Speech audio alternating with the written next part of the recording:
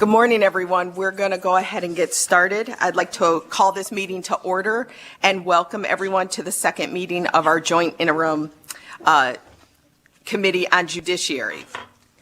With that, I will ask the secretary to please take roll call. Roll call. Senator Harris, Senator Krasner, Here. Senator Scheibel, Here. Assemblywoman Gallant, Here. Assemblywoman Hanson, Here. Assemblywoman LaRue Hatch, Here. Assemblywoman Marzola, Here. Chair Miller. Here. Thank you, Madam Secretary, for that. I would also like to acknowledge the fact that today we have Assemblywoman LaRue Hatch covering for Assemblywoman Gonzalez, and we have Assemblywoman Hanson covering for Assemblyman Gray. Both of them are up in Carson City right now, as well as we have two members who are also on Zoom.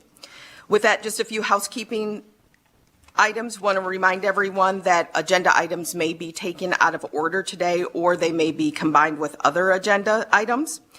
Meeting materials can be accessed on the committee's webpage located on our Nevada Legislature's website on Nellis, and that you can also sign up for electronic notifications related to the committee's activities. Committee members, as you know, will be using laptops and other electronic devices. Please don't take that as a sign of disrespect or not paying attention, but it's actually a lot of research that's going on as we're hearing different presentations. We also will have two opportunities for public comment today at the beginning and at the end of today's meeting. There are multiple ways that you can participate and provide public comment. The first one is obviously in person, either in Carson or here in Las Vegas, but you may also call in. Our phone number is 1-888-475-4499, and when prompted, the meeting ID is 857-9212-9189, and then press pound. And of course, broadcast and production staff will let you know when it is your turn to speak. You can also submit written comments, and you can submit those through our email, which is judinterim@lcb.state.nv.us, or you can mail it directly to Carson City via the Research Division at 401 South Carson Street, Carson City, Nevada, 89701. At some point today, we will be taking a half-hour lunch break. And the last thing I would like to mention is that just for those people, those members that are on Zoom, please make sure that your camera's on so that we know that everyone's with us. And of course, reminding everyone to turn off all the bells and whistles on all their electronic devices so that we're not disrupting anyone. With that, our next item, or our first item on the agenda, is actually public comment. So we will have a maximum of 30 minutes for this first public comment. Again, we will have public comment at the end of today's agenda as well. We also ask that people please try to keep their comments to 2 minutes. Anything over that, you're also always more than welcome to email or mail them to us as well. So with that, I'd like to open it up to anyone wishing to make public comment here in Las Vegas. And if there's anyone in Carson City that would like to make public comment, you may approach as well. And then we'll go up there in just a minute. My name is Crystal Voigt, CrystalVoight. Good morning, Chair Miller and members of the committee. Thank you for taking the time to hear us. We appreciate you and the work you do for our communities. As a teenager and young adult, I struggled with addiction and was in and out of the juvenile systems. Thankfully, 8 years ago, Judge Villani gave me a second chance when he sent me to drug court. That was then, and I don't often look backwards, I focus on forward, but after Judge Villani gave me a chance, so did Mears Pipeline, a large construction company. I started working as a flagger, then was promoted to dispatch, then project coordinator, and now I'm a senior engineer, and I worked with management to build a second chance employment program. We work with Return Strong to provide opportunities for people to come home from prison and immediately have employment opportunities and hope, and we build a community to watch out for each other. People do change, and people in prison are no different. People grow, they learn, they take accountability, they heal. Second look legislation gives a chance to those to look at who someone is now, what they have done to redeem their stories when they have no guarantee of anything but a glimmer of hope. You know what I love about the idea of providing second look at sentences? It isn't cut and dry. We can decide in Nevada how to bring real justice back to the justice system. Second look and second chances need to be at the core of that. Second chances promote fairness in an unfair system that we know has been unjust to Black, brown, and poor people. Hope is a powerful motivator to change. Imagine being able to give people hope. They don't have to live forever by a decision that was made on what might have been the worst day ever. Thank you to everyone who worked to bring this topic to the committee. And one more thing, I am now a 2024 cohort in the National Just for Leadership Leading with Conviction. We are here for change. Thank you. Thank you so much for sharing your story and your success, and for also being a well-prepared person, because I forgot to mention to please state your name and spell it for the record. So thank you for that. Is there anyone else here in Las Vegas?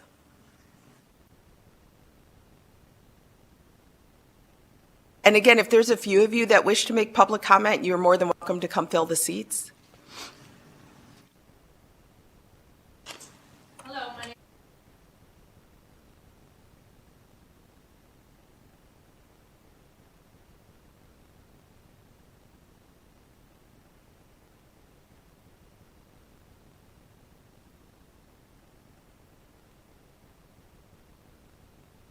Young age, Jennifer learned that she didn't have the power to say no to a man. She carried those lessons into adulthood, ultimately leading to the decision she made the night her victim was murdered.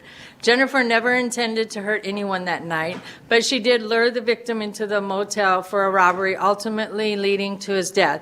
Although not at her hands, the law requires that she be held equally accountable for his death. We are advocating for Jennifer for several reasons. First, she is a fantastic woman who has taken responsibility for her healing and also mentors other women who come to the prison broken and wounded on their healing journeys. Jennifer also takes responsibility, shows remorse, and wants to create a world that allows her to write a new story for her life, redeeming the old one. We also support Jennifer because she hasn't spent her time in prison waiting to get out to make these changes. She started there and with who was around her. Finally, we support Jennifer because her story is one of many where women are held captive by a system that starts long before their crime. We don't believe that this is what justice looks like, and giving Jennifer a second chance is one of the small steps towards addressing the systematic injustice for all women in similar situations. Second Look would give Jennifer hope and an opportunity that the Pardon Board isn't giving for a multitude of reasons, starting with she can't raise $50K to hire a Pardon Board attorney. So life in prison is the only available option at the moment. Thank you for considering this important legislation. Thank you. And would you mind stating your name again for the record? Pamela Browning. Browning? Browning. Browning. Thank you so much, because the microphone was a little cut off at first. Thank you for that.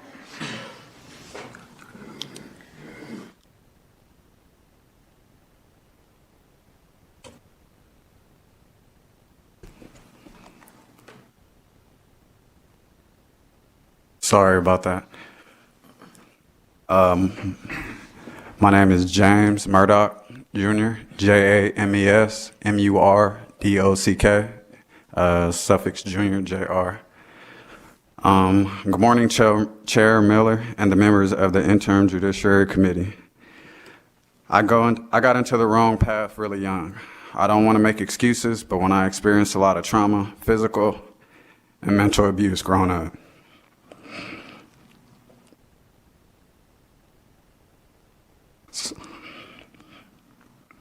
Sorry. When I was growing up, I didn't know how to understand how all of that it impacted the path that I was on. I started out doing time in juvenile facilities and eventually ended up in prison. 3 years of that was in juvenile facilities, 6 years in the Nevada Department of Corrections, 2 years of that time in solitary confinement. I silently carry the scars of all of that with me every day. I spend majority of my time trying to figure out how to live in society, peacefully, lawfully, and productively, without giving in to my addiction or giving up due to depression and anxiety that has never seemed to give me space or even breathe. I did my time. I came home determined not to repeat that cycle. I knew when I left, I was never going back. Figuring out exactly how to do that is harder than I thought. I have been free 4 years. I have a beautiful 5-year-old son. I have a 20-year-old daughter. And now I am about to be a grandfather. I have gone in circles trying to find employment, but then I am trapped without transportation and childcare. Depression, anxiety, and addiction all make functioning at a normal level difficult, if not impossible. I apply for jobs and interviews only to get rejected for my prior history. I know some of you will say that my decisions are causing the problems, and to a degree that is definitely true. I also know that the spirit of a human can only be broken so many times before it can't come back. Employment, housing, education opportunities, treatment for substance abuse and mental health, legal and financial pressure, and ultimately, the never-ending discrimination that we are subject to by not all police, but some police, some employers, housing, and certain people, even our families and relationships, don't understand, and it is so difficult to navigate with nowhere to turn. We talk about recidivism as if it is only the individual choices of the people who go back to prison. We don't stop and actually create communities that are ready for us to live, thrive, grow, and heal. That extends to people still incarcerated. There are people who have done all the work to here, to be accountable, to rehabilitate, and to lead in the communities inside in positive ways. There are a few avenues, but not enough in place to give them a second chance at freedom. Many of them due to situations that they became trapped in when they were too young to actually understand the possible consequences of decisions that we were making. I don't know the answers, but I know this. Sometimes people are climbing mountains and are superheroes just to survive. Sometimes it isn't so much that people make good choices, but they had choices. Some of us were out here with our back against the wall trying to make any choice that kept us alive and are slaying dragons just to be here today. Hope. People need hope. That's my message today. Whether it is people in prison or people who are released, give us a chance to do better, live better, and be a better part of our communities and families. Thank you, and God bless. Thank you so much for that.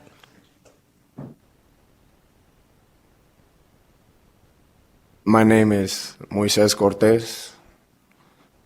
Good morning to everybody. I worked for Mears Construction with Crystal, and I met Jody while I was in prison after I had been a victim of abuse by COs.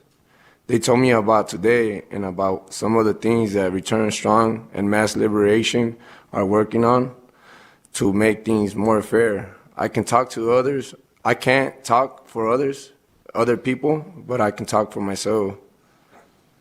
I went to prison at a young age, 17. I'm 29 now.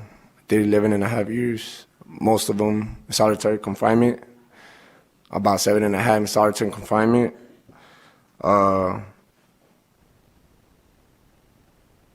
was scared at a young age to go to prison, so my fear for going to prison made me do things to survive.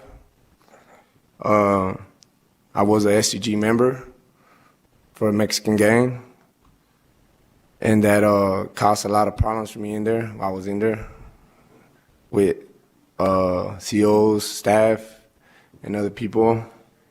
I was able to get my GED in my high school. I went to college courses while I was there.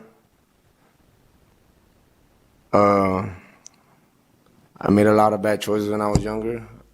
I went to prison when I was young, gullible, ignorant. I have learned a lot since I was in there. It taught me a lot, taught me how to be responsible.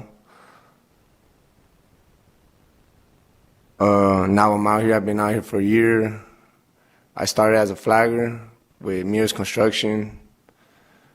I went from flagging to labor, then to pipe fitting, and hopefully soon I become a plumber.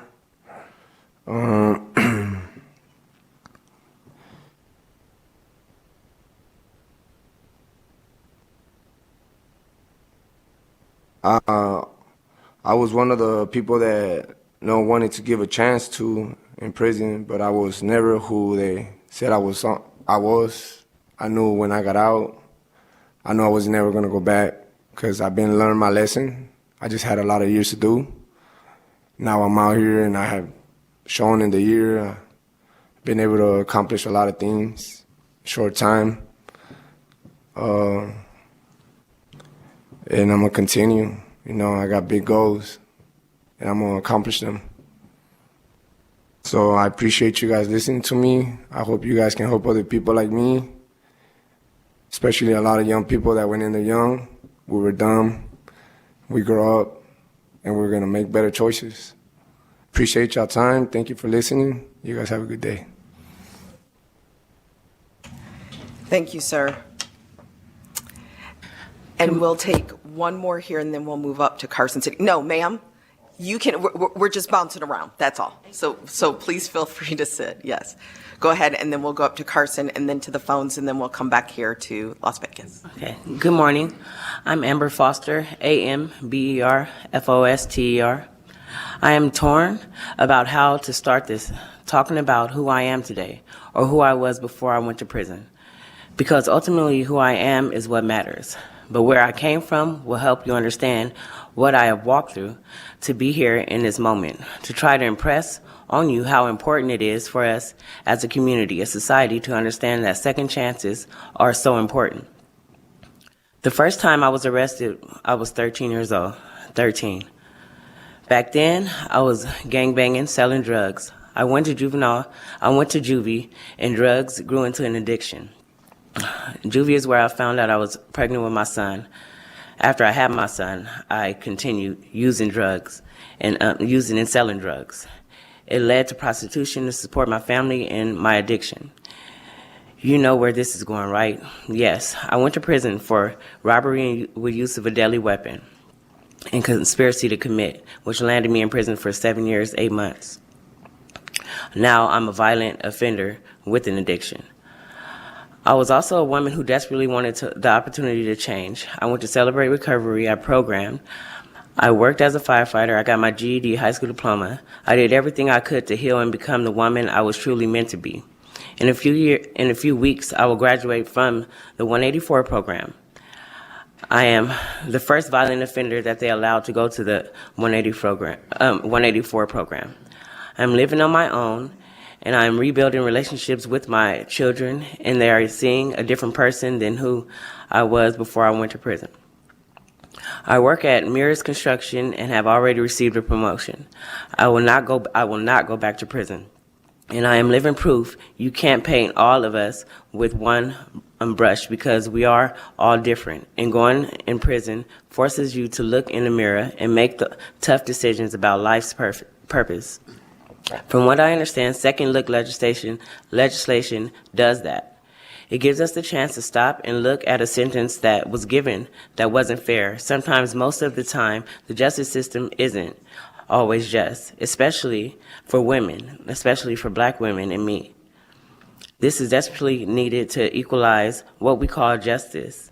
Now, give people a chance to be seen for who they are today, not forever frozen in time on their worst day. Thank you for your time and patience. Thank you. Now we'll move up to Carson City, please. Is there anyone in Carson wishing to please proceed? Good morning. Tanya Brown, Advocates for the Inmates. Tanya Brown, TONJABROWN. We'd like to briefly discuss agenda items 7 and 12. Last month, Chair Miller had mentioned that if we wanted to give a presentation to notify staff, our board member, Mr. Edward Reed, was asking to have a presentation on emerging youths. And I see that agenda item 12 is going to be discussing that today, so we would like to rescind that as well. But thank you.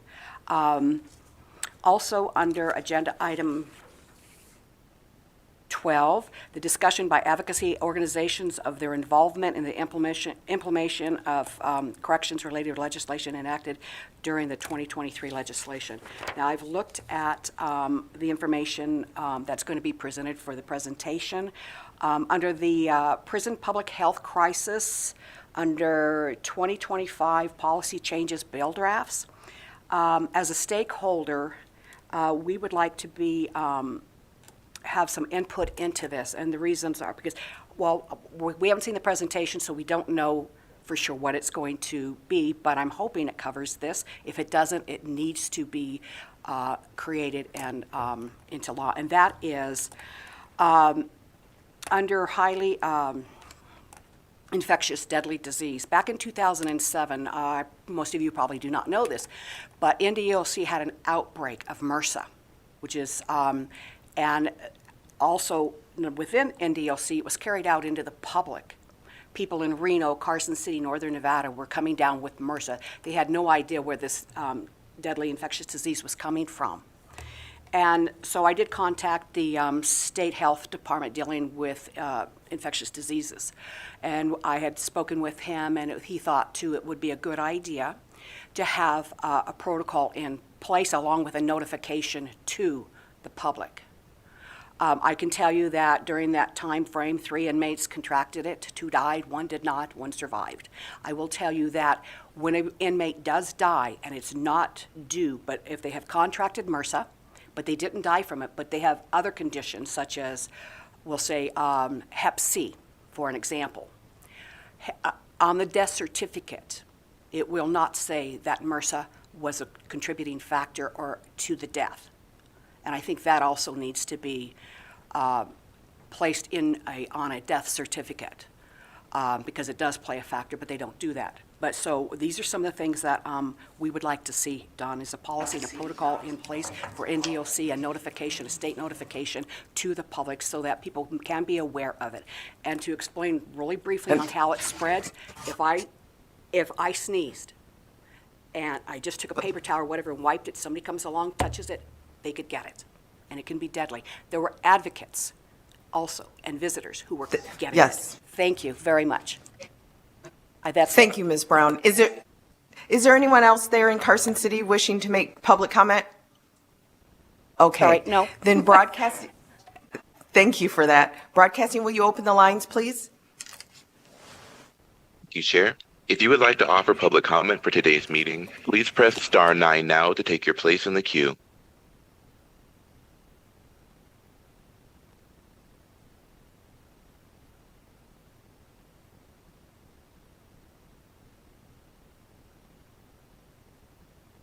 There are no callers wishing to offer public comment at this time. Thank you for that. Then we will return here to Las Vegas. Please proceed when you're ready. Good morning. Thank you for taking the time to speak with us. My name is Christy Covello, Christie, last name Kovello. I want to share a story about a guy that we know through Return Strong. I'm an advocate with Return Strong. His name is Raymond Rosas. He is incarcerated at NNCC. Raymond applied to be part of Return Strong's Pardon Advocacy Project. Unfortunately, he didn't qualify because his crime occurred after 1995 and the implementation of Nevada's Truth in Sentencing law. Mr. Rosas has completed over 2 decades, has had no disciplinary issues. He states he has been a model inmate.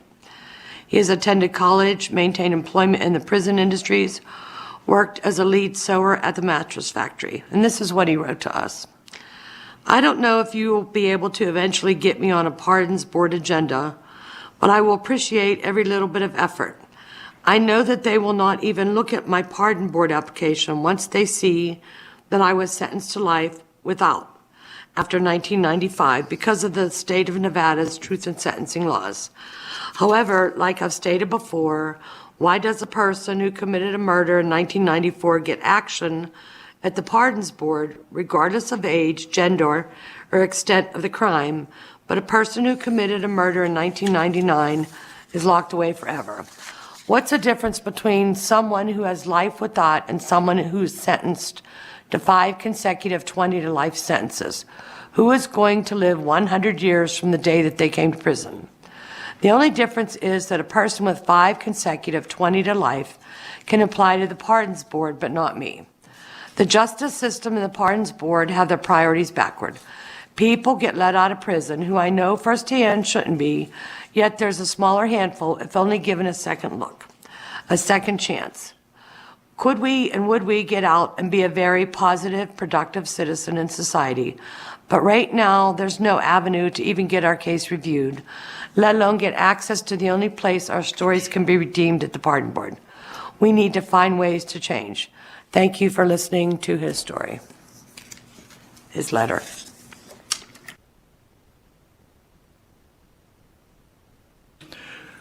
Hi, good morning. My name is Vijay Sem, V-Y-J-E-T-T.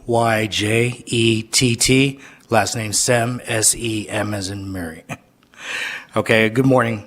This is the first time I've ever done anything like this, but I heard about this from my coworkers and my boss, Crystal. Thank you for listening to us, to me. I never really thought that people in the government actually wanted to hear from people like me, who haven't always made the best decisions and have been in and out of jail and prison for a lot of my life. Recently, I had an experience in court that gave me a second chance and reality check that I needed a change in my path in life, and that's what I'm doing now.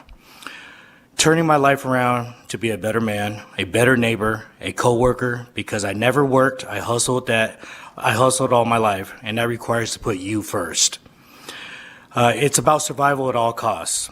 Thankfully, I am not going to prison, but it has made me think a lot about what I would do, what people I know are doing to try to get a second chance after some serious crime, and where in the justice system there is justice. Thank you for hearing me today, and God bless.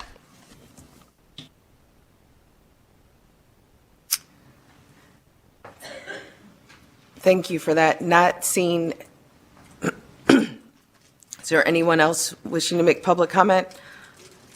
Okay, we're coming to the end. This will be our half hour. Hi, sorry. My name is Jody Hocking. Jodihockking. I am the founder and executive director of Return Strong. I'm actually sharing a comment for somebody that wasn't able to read today. We're here today to make sure that while we talk about second looks, we also want to make sure that we don't forget the fragility of life. I'm going to share a quick story of a man who was part of Return Strong's Pardon Advocacy Project. He was an amazing person, just a great human being. He used every moment to serve his community while in prison. He overcame addiction, went to school, served at the chapel, held a job for the entire time of his incarceration. He loved his family and maintained strong, solid bonds with them even during his incarceration. He used his job as a barber to mentor and encourage and counsel men that came through his shop. He built a community of love in a place that darkness prevailed. His name was Christian Walker, and I'm going to lose my... Christian would have been a perfect candidate for second look legislation, but sadly, he's dead. He was killed at High Desert on April 15th, 23. He wrote his biography, which we're going to actually submit so that if any of you want to read it, it's about 20 pages long, where he tells his story. He had sent it to us about 3 days before he was killed. I want you, hopefully, you'll take the time to read it. Many people without death sentences die in prison, and one day can be the difference between life and death. And there are so many people building lives like Christian did, and we need an avenue for people to have sentences reviewed and have an opportunity for a second chance to be free. Thank you. Thank you for that, and thank you to everyone who shared your stories and your successes. And I'll speak for everyone. I know we're all glad that there's a community and organizations where everyone can come together as a community because it is that support, especially those people that have been successful and have a few more years under their belt to help folks. And so thank you so much for sharing your stories. With that, I will close public comment. For now, we will return to public comment at the end of our agenda. The next item on the agenda is the approval of minutes for the meeting we had on January 19th. Members of the committee, you've all been sent those minutes and had an opportunity to review. Are there any questions? Not seeing any questions, I'll entertain a motion to approve the minutes of the committee meeting from January 19th, 2024. So moved. I have a motion from Vice Chair Scheibel. Do I have a second? Second. I have a second from Assemblywoman Marzola. Any discussion? Okay, with that, then all those in favor, please say aye. Aye. Aye. Aye. Thank you for that. Anyone opposed? All right, with that, the motion carries. Our next item is Agenda Item 4, which is a presentation by the Nevada Prison Education Project on the merits of prison education. Our presenters today are Doug Unger, member of the Nevada Prison Education Project, and Keisha Westbrooks, member also of the Nevada Prison Education Project. And I believe, yes, there's a PowerPoint that they're gearing up, and so whenever you all are ready, please proceed.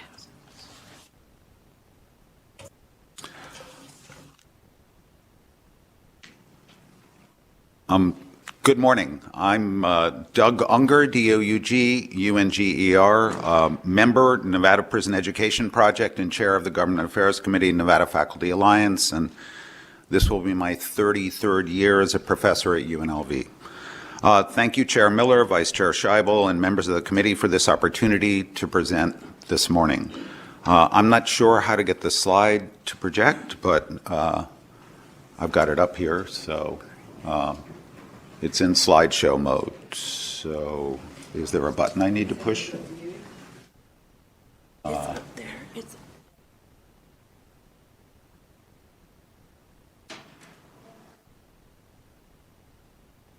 Okay, thank you. The Nevada Prison Education Project is an independent advocacy group organization that includes faculty and administrators from colleges and universities in the Nevada system of higher education, representatives from nonprofits, community organizations, the Nevada Department of Corrections, and justice-impacted students. NPEB so far has provided more than $80,000 in donor-funded tuition scholarships and instructor support for incarcerated students, and books and resources from national organizations such as Penn. We are coordinating with established NSHE programs and NDOC to help with improving access and outcomes, and to support adding more college degree and workforce pathway choices for the incarcerated. We aspire to helping expand prison education in our state through established NSHE degree and certificate programs at the College of Southern Nevada, Western Nevada College, Great Basin College, Truckee Meadows Community College, and through affiliated efforts to add opportunities at UNLV and UNR. With the passage of AB 35 in the 82nd session that allows tablet computers that should make online course offerings possible, plus the expansion of federal Pell Grant eligibility for incarcerated students who qualify, our ambition is to double and more the numbers of currently enrolled students over the next biennium, from about 355 to 750 to 800 at least. We believe this expansion will also help NSHE prison education to meet requirements for private foundation and federal grants. For our state, the benefits should be clear. A mega study aggregation over 37 years, we cite, shows that individuals who participated in prison education are 28% less likely to recidivate. And according to the RAND Corporation, for every dollar invested in prison education programs, taxpayers save $4 to $5 in re-education costs. reincarceration costs. Our mission is to offer expanded hope for higher education to transform lives on the inside and out, hope for renewed self-worth through educational achievement, restored faith in remaking a life. NPEB member Keisha Westbrooks is here today to share with us what that can mean. Good morning and hello. My name is Keisha Westbrooks, KESHAWESTBROOKS, and I am a product of the CSN's Prison Education Program. I can personally attest to the life-changing ability of prison education. Personally, I was scared to leave prison because not only was I disabled, I was also now a felon, and I thought that my life was over. I had been told that I had no worth to society, I had nothing to offer, and I believed it. I thought I'd ruined my life, that I'd let everyone down, and that I was a failure. I would never commit another crime, but I am grateful for that experience and having had people like those committed to MPEP rooting for me, the Nevada Prison Education Project rooting for me and supporting me. I am very proud of the things I've been able to accomplish since my release. It's been 5 years, and I'm working on my 3rd college degree, a master's in social work. I'm very active in my campus, on my campus, and in my community. I am the president of the Social Work Honor Societies and the University Association of Social Work Students. I'm also the secretary for the Rebel Vets, a veteran organization on campus, a team lead for Peer Advisors for Veteran Education, which is a peer mentoring program for veteran students on campus. I was active in last year's legislative session. I supported Assembly Bill 292, which was dignity for incarcerated women. I mentor women in my community and women on my campus. My story does not have to be an anomaly. It could become the norm if people were given the same opportunities that I was given.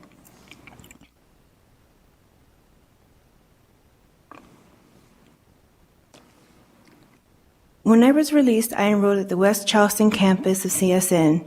I was chosen as their 50th graduation speaker.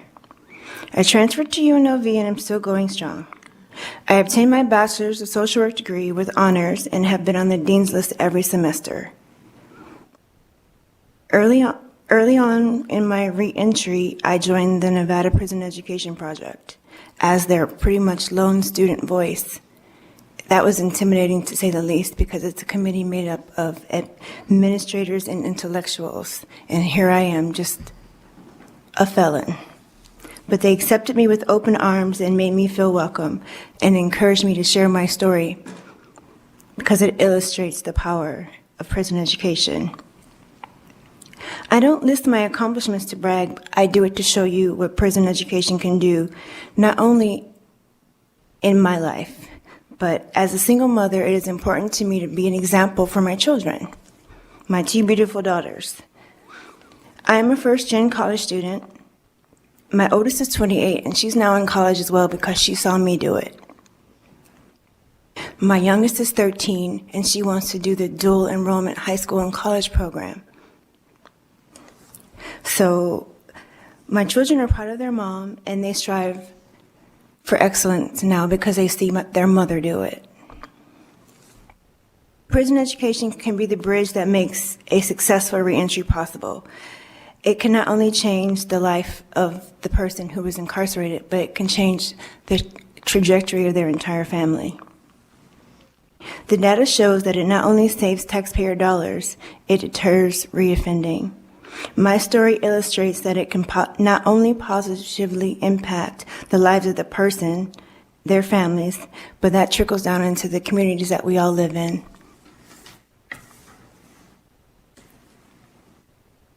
Thank you. Thank you. Thank you, Keisha. Your testimony and others about what education can do helps us all to keep it real, as our founder, poet, and activist Sean Griffin often reminds us to do.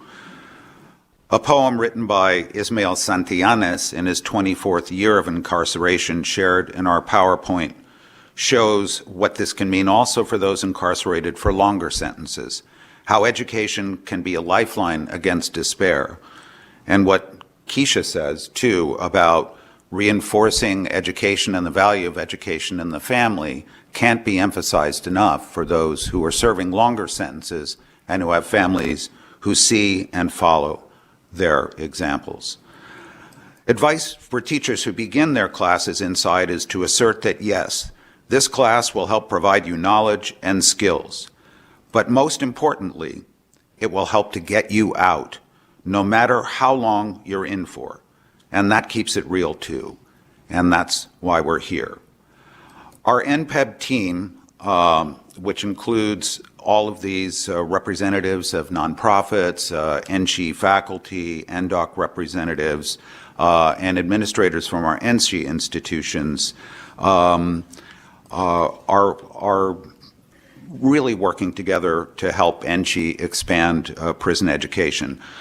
We would like to thank Interim Chancellor Patricia Charlton of NSHE and the NDOC Director James Zarenda for their coordination and collaboration. The Nevada Prison Education Project most respectfully requests the following. As NSHE and the Board of Regents plan toward expanding budgets by what we believe will be a tripling of current support for prison education programs at CSN, WNC, and GBC, from approximately $1 million to about $3 million for the next biennium, we ask the committee and its members to support this NSHE budget proposal, whatever it finally turns out to be, and our efforts to bring higher education courses and arts and humanities into all of Nevada's prisons. We also most respectfully request that the Joint Interim Committee and its members support a possible BDR to supplement the Nevada Department of Corrections budget proposal so as to add 3 education specialist staff, a professional to assist with overall higher education program assessment, an IT specialist to assist in facilitating the expansion of online courses on the tablet computers and other delivery means, and a teacher specialist who can visit each of Nevada's correctional institutions at least 2 times per month for inmate peer tutor training. Thank you for your consideration and for listening to us, and if you have any questions. Members, are there any questions?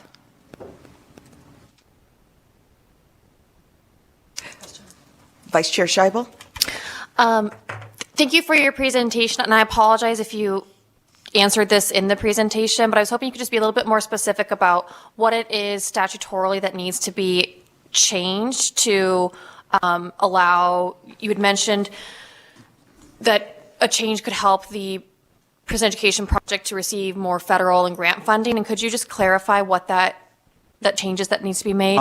There's no statutory change that I know of that needs to be made. It's we had the very shocking experience of one of our institutions, Western Nevada College, applying to the vast troves of money that Carnegie Mellon Foundation were awarding to prison education projects, only to be told that Nevada doesn't have a large enough or comprehensive enough prison education program even to qualify for the Carnegie Mellon grants.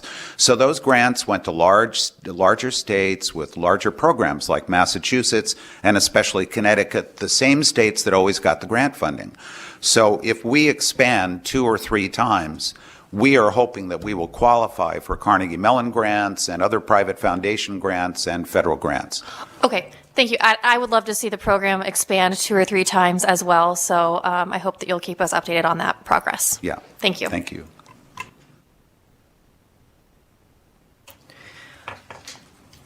My question is pertaining to the correlation, because I know that individuals within that are incarcerated need both high school completion as well as higher ed. And so I understand that you're representing higher ed, but can you talk about, I know that CCSD does some things with the high school completion or high school diploma. Can you talk about maybe the correlation between the two, if this is a collaborative effort when it comes to education on both ends, or if it's, could you just? Well, there is collaboration, especially with the teacher training, in that we've learned from Director Zarenda, and as our instructors go in, they get the same teacher training through basically the CCSD group that trains our instructors as they go in.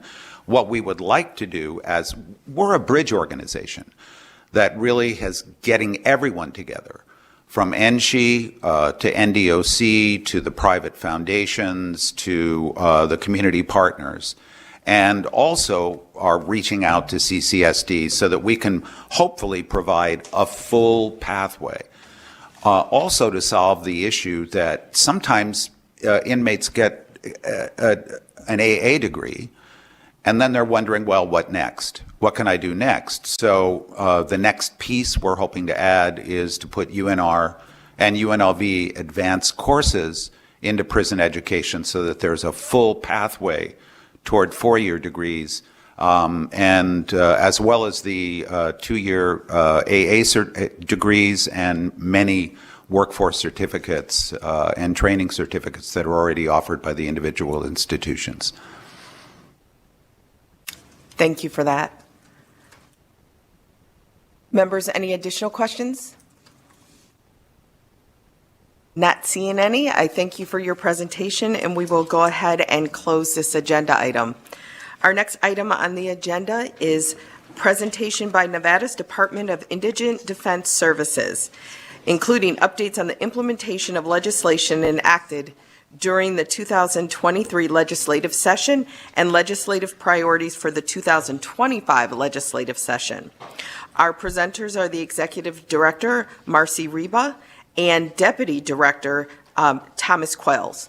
And we will also give you all a few minutes, oh, that was quick, to get your PowerPoint prepared, but whenever you are all settled in and ready, please proceed.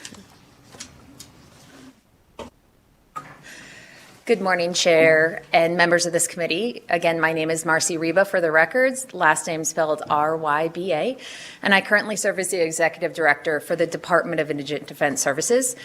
We just wanted to start with saying that we are so excited to be here today and just grateful for the opportunity to give you an update on the good work that we believe that we've been doing, provide you with an update on that Davis consent judgment that we've talked about so much in that last legislative session, let you know some challenges that we're running into, and then finally some requests for help that we think we ultimately need the legislators to be able to help us with to achieve final compliance with that Davis stipulated consent judgment. So to begin, just a little bit of background information. On the screen is our vision, mission, and goals, which you've had an opportunity to read, but I think it's just important to highlight that what we're really doing is we're working with our Nevada counties to develop quality, equitable, and sustainable indigent defense solutions that strengthen our local communities and meet or exceed the state and federal constitutional guarantees that protect each of us. And going into the background, I'd turn to Tom. Thank you again, Chair Miller and members of the committee. For the record, my name is Thomas Quells, spelled Q-A-L-L-S. I'll just give you a little background reminder of who we are and how we were created. The U.S. Supreme Court in 1963 in Gideon v. Wainwright held that the Sixth Amendment holds that anyone charged with a criminal offense is entitled to the right to competent counsel at state expense. Move forward, in 2018, the Davis v. Nevada lawsuit that we talk about challenged the constitutionality of a lot of these indigent defense systems in rural Nevada. As part of that settlement and consent judgment, which was entered into officially in 2020, our department was created, and there were a list of mandates that our department needed to comply with, and that has been the subject of much of our discussions with the legislature and the legislative actions in the last session. And Marcy will give you an update on those bills. Thank you. And as Tom said, there was a very successful legislative session in 2023 that has really helped propel us forward in our mandate and our mission and our goals. SB 479 provided a supplemental appropriation to fund our maximum contribution formula. As a quick reminder, maximum contribution formula is like a high deductible healthcare plan. It sets the maximum amount that counties spend on indigent defense services, and once they spend that amount, anything over and above that is reimbursed by the state. The state of Nevada kept its promise and reimbursed over $2.9 million to our rural counties for improvements that they've made. And just a reminder, that maximum contribution formula was looking at how much was spent on indigent defense services over an average in 2018 and 2019. So that means that our rural indigent defense systems have improved by over $2.9 million from what they were doing previously. So I think we're seeing great improvement. SB 39, this is something that was so important. It protects the attorney-client privilege for records that our department receives. With changes that were brought about in the fiscal year 21 session, the Department of Indigent Defense Services in our rural counties reviews billing for indigent defense services providers and reviews requests for experts. Historically, in our rural counties, that was done by the Judiciary. A public defender would have to go to a judge and ask for permission to be able to assign or hire an expert. Obviously, 80 KT 411 calls for a separation from the judiciary. The legislature agreed with that and created our department. And one of our goals of our department was to review those records. So SB 39 protects those records so that we review the billing. And then when it's ultimately submitted for payment to the counties, attorney-client privileged information can be redacted, which it was never allowed to be done before. SB 454, one of the biggest things that we see here is it directed the Board on Indigent Defense Services to establish the hourly rate for indigent defense attorneys. Since 2003, the hourly rate was $100 per hour for non-capital cases and $120 for capital. Regulation LCB file number R033-23 allowed the Board on Indigent Defense Services to match the CJA panel rate. And I see that our next presentation is going to talk about steps that states have taken to encourage individuals into indigent defense services, and one is to match that CJA rate. Well, we're there. We're matching at $172 an hour for non-capital and $220 an hour for capital cases. And finally, AB 518. This took our maximum contribution formula, which was previously set by regulation, and put it into statute. Section 7 set aside fundings for Davis compliance, and there's about $13 million that were set aside. So far, the department has gone to IFC, and we requested additional funding for our compliance. Specifically, we requested about $13,000 to provide stipends to law students to come to a rural county. We pay them $6,500 for a summer with the hope that this will lead to a pipeline for them to take that future employment in a rural county. For this coming summer, both stipends are filled. We have one student that's going to be going to Churchill County and one student that's going to be going to Elko County. So we're quite excited by that. And we actually do have proof of concept. About 2 years ago, a 2L went to Carson City and took a job as one of these stipend students and is now working at the Carson City Public Defender's Office. So this pipeline is working, and we believe in it. Another step that this has allowed us to do is to begin our oversight. We obtained funding so that we could contract with 3 attorneys to be able to go into our rural counties and spend the amount of time really watching what's going on in court, talking to the parties that our small department just doesn't really have the bandwidth to be able to go and do across all of our rural counties. So we are so excited for this. The contracts were just approved at the Board of Examiners this past month, and we're going to be moving forward next week with actually boots on the ground of going in there and talking to the judges, clients, and the attorneys, and just really seeing what's going on. We've also been able to obtain funding to improve our data collection, and one of the items that we're very proud of is we've obtained funding to provide Westlaw to all attorneys that are on the Indigent Defense Services list. Westlaw is a research system that's used by many individuals. It's quite expensive, though. If you're a private attorney that's a solo practitioner, you may not choose to get it because you just can't afford it. But the prosecutor has access to it. So we're really trying to level that playing ground by providing our indigent defense service providers with that free access to Westlaw so that they can provide better filings and have that immediate access to research availability. We are hoping that with providing that, it will encourage them to report the data that we are required to collect under NRS 180. And then finally, we received additional funding for training. The funding is to enhance our annual conference. Every year we provide an annual conference. We do not charge for this annual conference. It's free for all Indigent Defense Services attorneys. We also have money that will allow us to pay the travel expenses for our Indigent Defense Services attorneys that are practicing in our rural counties. So it is absolutely no cost for them to come to this and to learn with us. And we finally have funding to be able to send 5 students to a nationally accredited trial advocacy college. We are quite excited because there's a brand new trial college called Mountain West Trial Skills, which will be taking place in Salt Lake City in May. And we've been able to have 6 spots reserved for our rural indigent defense providers. 5 of those spots will be going to Davis County indigent defense attorneys, and then the 6th will be going to an attorney from Pershing County. So that's my update on the legislature. And now I'll give you a little update and preview on another Davis compliance component that has been about 3 years in the making and is a huge piece of our mission. We've been talking lately about the fact that historically the story of public defenders was that they were overworked and underpaid. You heard Marcy talk about how we're correcting the underpaid piece of that in a lot of areas. And with the workload study, the challenge before us for the year is to complete that cycle and spread out these caseloads so that public defenders aren't so overworked.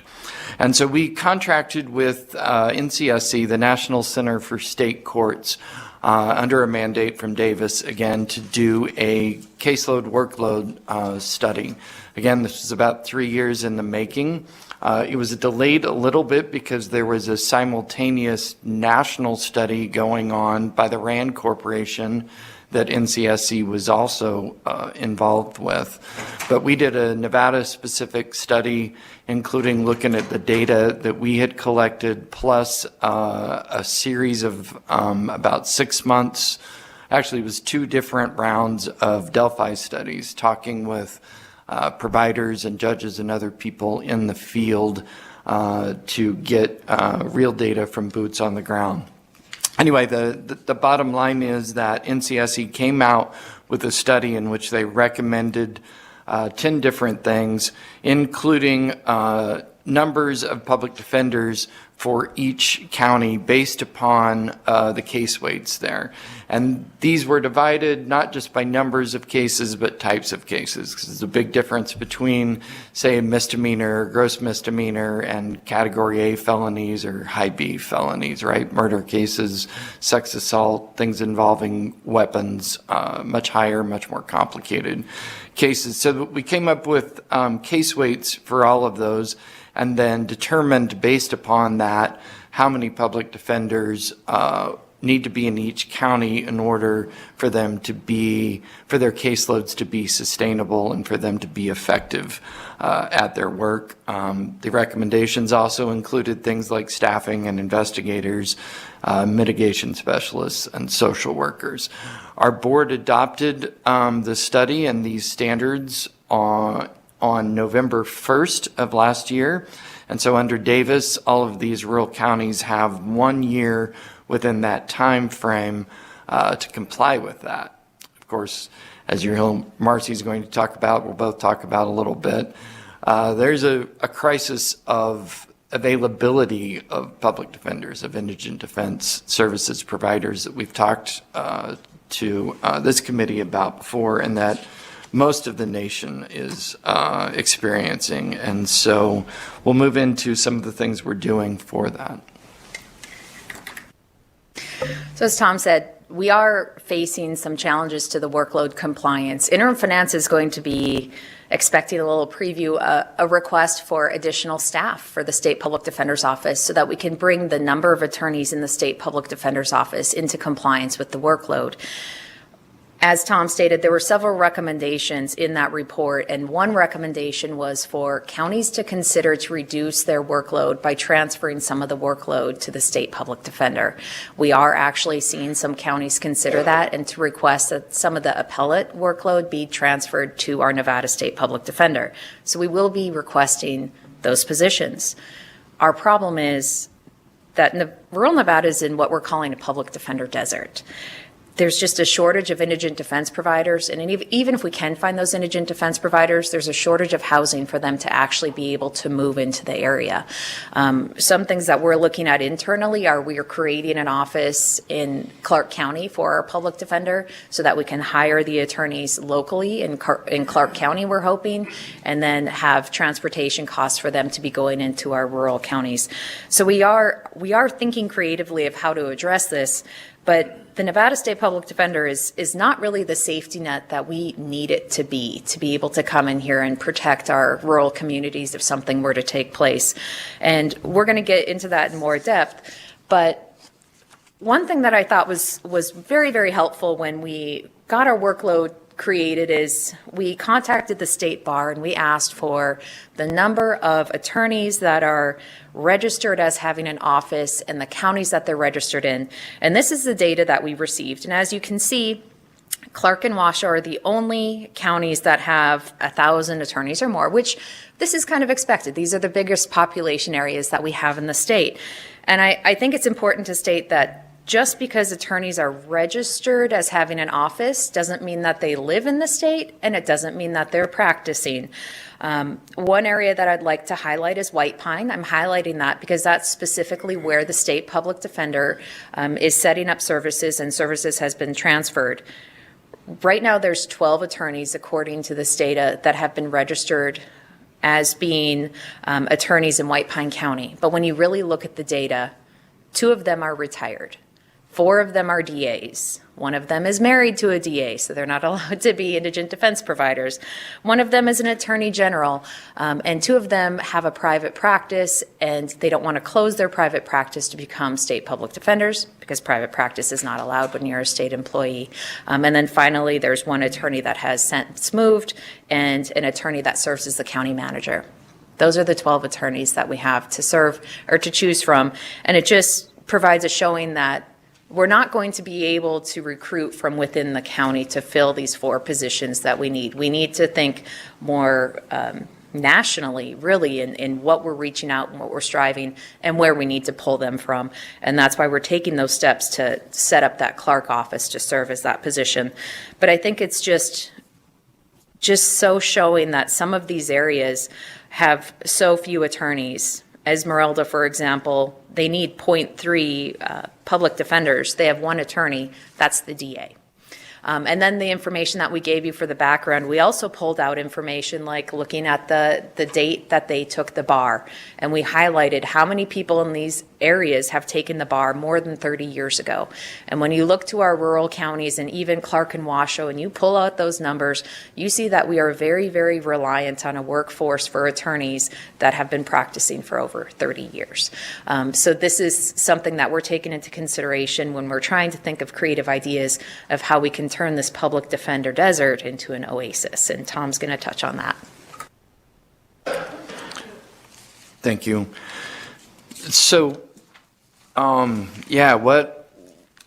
what we're finding is the practice of law is changing and has changed dramatically. The law school admissions are down by 1/3 in a lot of places, and fewer people are going into public interest and especially public defender jobs.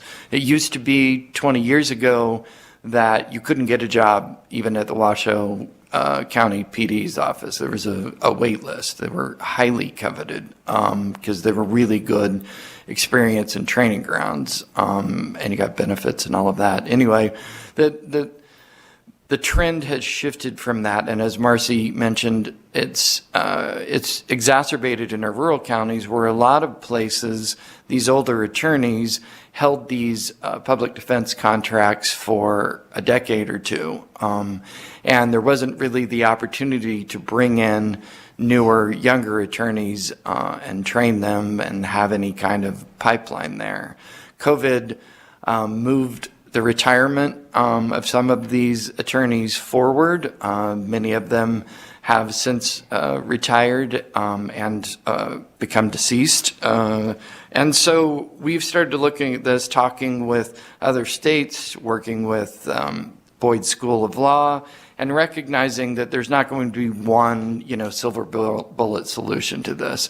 Part of our mandate is to work with Boyd and create a pipeline from Boyd into the rural counties, but that's not going to be sufficient alone, especially given the number of students that are currently interested in that.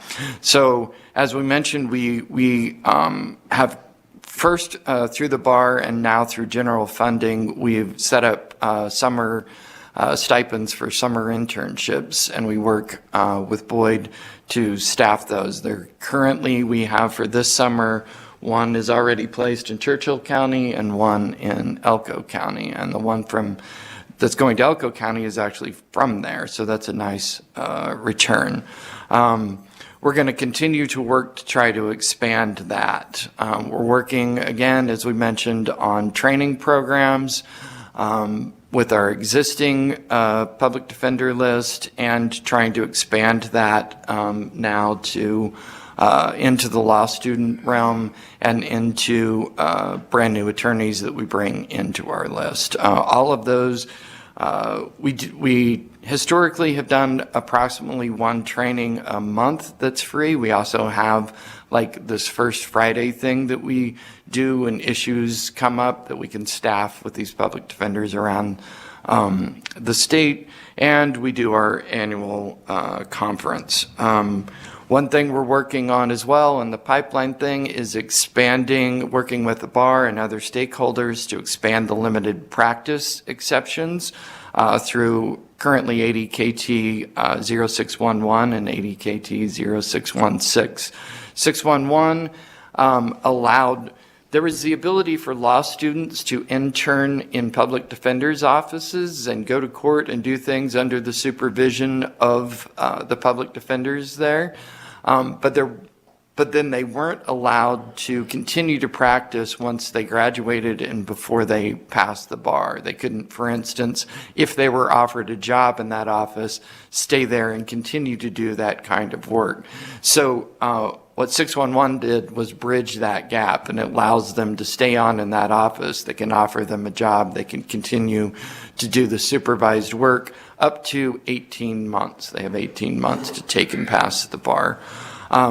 Currently, we just went to the hearing for yesterday, 616 takes an existing limited practice that has a 2-year limit in rural county public defender's offices. So someone from Arizona, say, that's a licensed public defender that wants to move here, move to a rural county, could practice in one of these offices without having to take the Nevada bar, as long as they meet certain criteria. But there was a 2-year limit on that. So 616 looks to remove that 2-year limit and say you can practice in these public defender offices in these rural counties indefinitely, as long as you stay there without taking the Nevada bar. You have to meet certain criteria. You still have to file a different application or renewal every year, all of these kinds of things, and stay in good standing. But that is another pipeline that we can use to recruit people from other states into these rural Nevada offices, and they won't. What was happening is, in Elko, there's a number of situations where they would get these people, but then they would time out in 2 years and then leave the office. Or if they took the bar, then they would go work for Washoe County or Clark County or something like that. So they'd spend all this time to train these attorneys, and then they'd just leave once they pass the Nevada bar. So this is the way that we hope we can bring more people into the bring more attorneys, experienced attorneys into the rural counties and keep them there. Other things that we're working on are student loan forgiveness, and we're looking at the existing programs that they use, for example, for teachers and for physicians, to bring them into these rural counties and then pay certain amounts of their student loans in exchange for their service in these rural counties. We're going to continue these stipends for students and put them into future budget builds. We are looking at, and we're very interested in the presentation that's coming after, because we have looked at other states, South Dakota and Texas specifically, about what they're doing for incentives. South Dakota, as you'll hear in a little bit, has like a 5-year stipend plan where they pay students a percentage of the cost for their law school each year to keep them in these rural areas. So we're looking what's been done in a number of those places, including the Washington plans as well. And then, as we alluded to, there's a problem with housing in a lot of these places. So we're looking at ideas to bring to the legislature about housing stipends and getting those into our budget so that we can allocate those for these rural areas. I'll turn it back over to Marcy. And I think one area, just touching upon what Tom said, is we are reaching out to the other state agencies as well. We shouldn't be working in silos with how to solve this issue. And we've had the opportunity to work with leadership from DETR. Although it's not finalized, we will be hoping to be on the April Board of Examiners and IFC for a program that we're calling LASSO. And what we're trying to do with LASSO is try and rope some individuals from outside areas and bring them into our rural Nevada and see if we can keep them here. What the program would do is it would provide a stipend for 1Ls. A 1L is the summer after your first year of law school. Come and work in a rural county and would pay a stipend of $6,500. We've asked for 10 stipends for that. We're asking for 2Ls. If we could get 2Ls to come in, that's after your second year. They have more experience, so we'd look to pay them $10,500. And the reason that we chose that amount is that's what legal aid is paying for many of their fellowships or their summer stipends. And then if a 3L or a graduate took employment in a rural public defender's office, would provide them a stipend of $15,500 as an incentive for moving there, and would also open up a training and stipend of $6,500 to allow them to train and take training for that state bar exam that they're going to be coming into. So we are very hopeful that that will receive legislative approval when it's presented in front of IFC. But that's just one step that we're taking, again, in trying to turn this public defender desert to an oasis. And that brings us to our public defender's office specifically. Again, this is that safety net that we need to have in place for if our local systems start to fail or start to crack. And we are seeing this in some places. For example, ELCA we've talked about. We talked to leadership there yesterday. They have 9 positions. 6 of them are filled. They're conflicting about 60 cases a month, which is substantial. It's a substantial number of cases for Elko County, and many of them are category A or B cases. So they're those high-level cases that have to have a lot of experience that they're just unable to handle. And in a situation like that, if we had a state public defender that had the bandwidth to come in and provide some relief, we would love to be able to send those in. But the reality is we're just not able to recruit or staff our public defender's office, and we're seeing a lot of turnover. At this point in time, the Nevada State Public Defender resigned, and that position is vacant. It's a governor appointment, and we've received word that I believe a selection has been made, so we should be seeing that coming soon. But this is a concern of the monitor that our public defender's office is kind of leaderless at this point. We have had substantial turnover, and we believe that part of the issue, again, is lack of pay parity. We are exploring how we can request for pay parity under AB 518 because it specifically set out that we could request pay parity, but it's unclear how we can get there. And in doing some of that background data, we took the average salaries of our DAs for all of our rural counties for the deputy position, that's the starting position, and the chief. And if we were to compare that to other state positions, the average salary in a county, a district attorney's office in a rural county is similar to what the state salary is for our general counsel. The average salary for a chief deputy public defender is a similar salary to what we pay our senior physicians. So we can tell that there's a huge disparity, and this is leading to some of the crisis that we're seeing and being unable to recruit. We've had positions posted, and we have not received any applicants at all that are qualified to be able to take them. And the only way that the state public defender has been able to fill any of those positions is asking individuals that they know to kind of help out until we can get stabilized. But again, that leads to turnover because these are just short-term solutions. So we're hoping that we can turn to national recruitment. That's going to be a request in those AB 518 funds.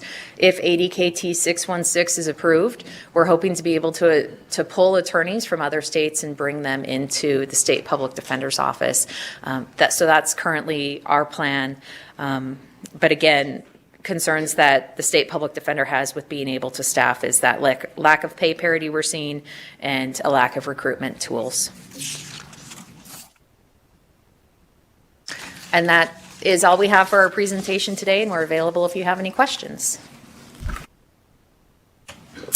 Thank you for that. Members, are there any questions? I have a quick question. Vice Chair Scheibel?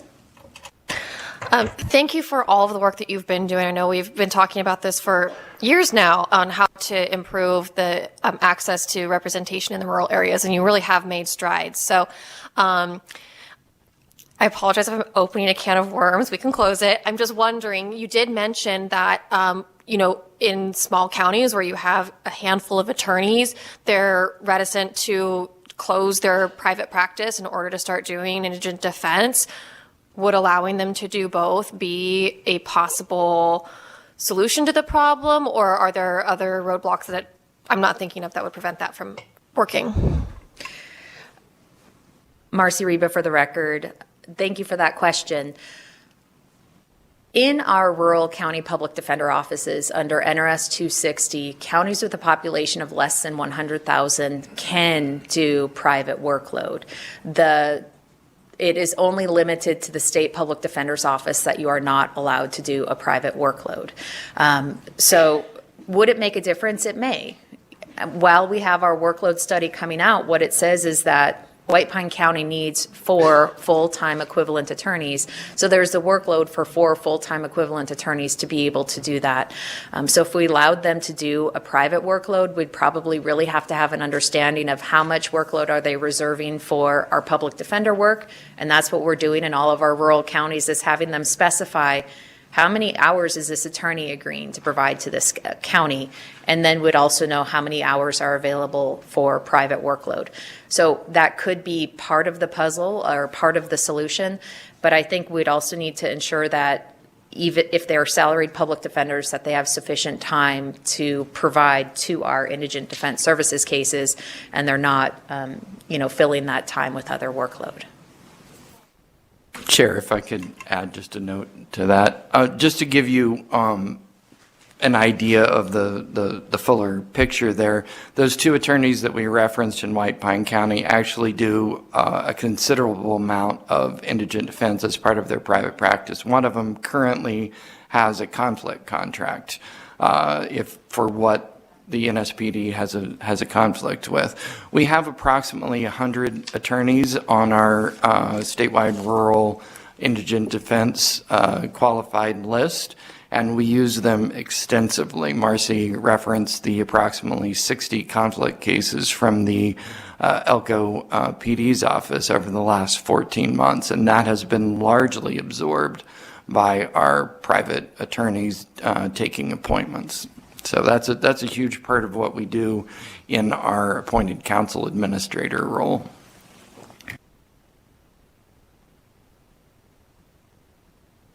You anticipated our vice chair's next question, so that's excellent on you as a presenter.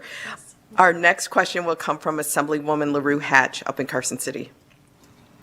Thank you, Chair, and thank you so much for presenting on these important issues today. So my question comes from slide 5. I notice on the rural workload assessment, there's all these recommendations, and then it says rural counties must comply with the study by November 1st, 2024. We just talked about the struggles they are having with these staffing, and so my question is, if they don't or can't comply by that date, what is the consequence or what are the next steps after that occurs? Tom Qualls for the record. We don't know because we're not the body, the entity that gets to decide what happens with compliance. We can present the extent to which each county has met these numbers. We have a court monitor, a Davis monitor that we report to quarterly. That she then prepares quarterly reports that go to the court that oversees this Davis settlement. There hasn't been a lot of feedback from either the plaintiffs or the court on compliance yet, and so that's a hard question to answer. We have been talking to counties about efforts towards compliance so that we can show what steps these counties are taking and what they're doing to cooperate with us to meet compliance. You heard about all of the ways that we're trying to get more people out to these counties. And so hopefully we at least get to, what we consider is substantial compliance. But again, we're not the ones that get to decide what that is or isn't. Thank you for that response. And Chair, I do have a second question. May I follow up with a second? Yes, please. Thank you. So my second question is on the solutions and how we're trying to get more folks into these rural areas, and especially on the housing stipend. So I know you mentioned that there's a critical shortage. My question is, how are you anticipating that those stipends will help if there is just not housing to be had in the first place? And have you had those conversations of what you will do in those scenarios?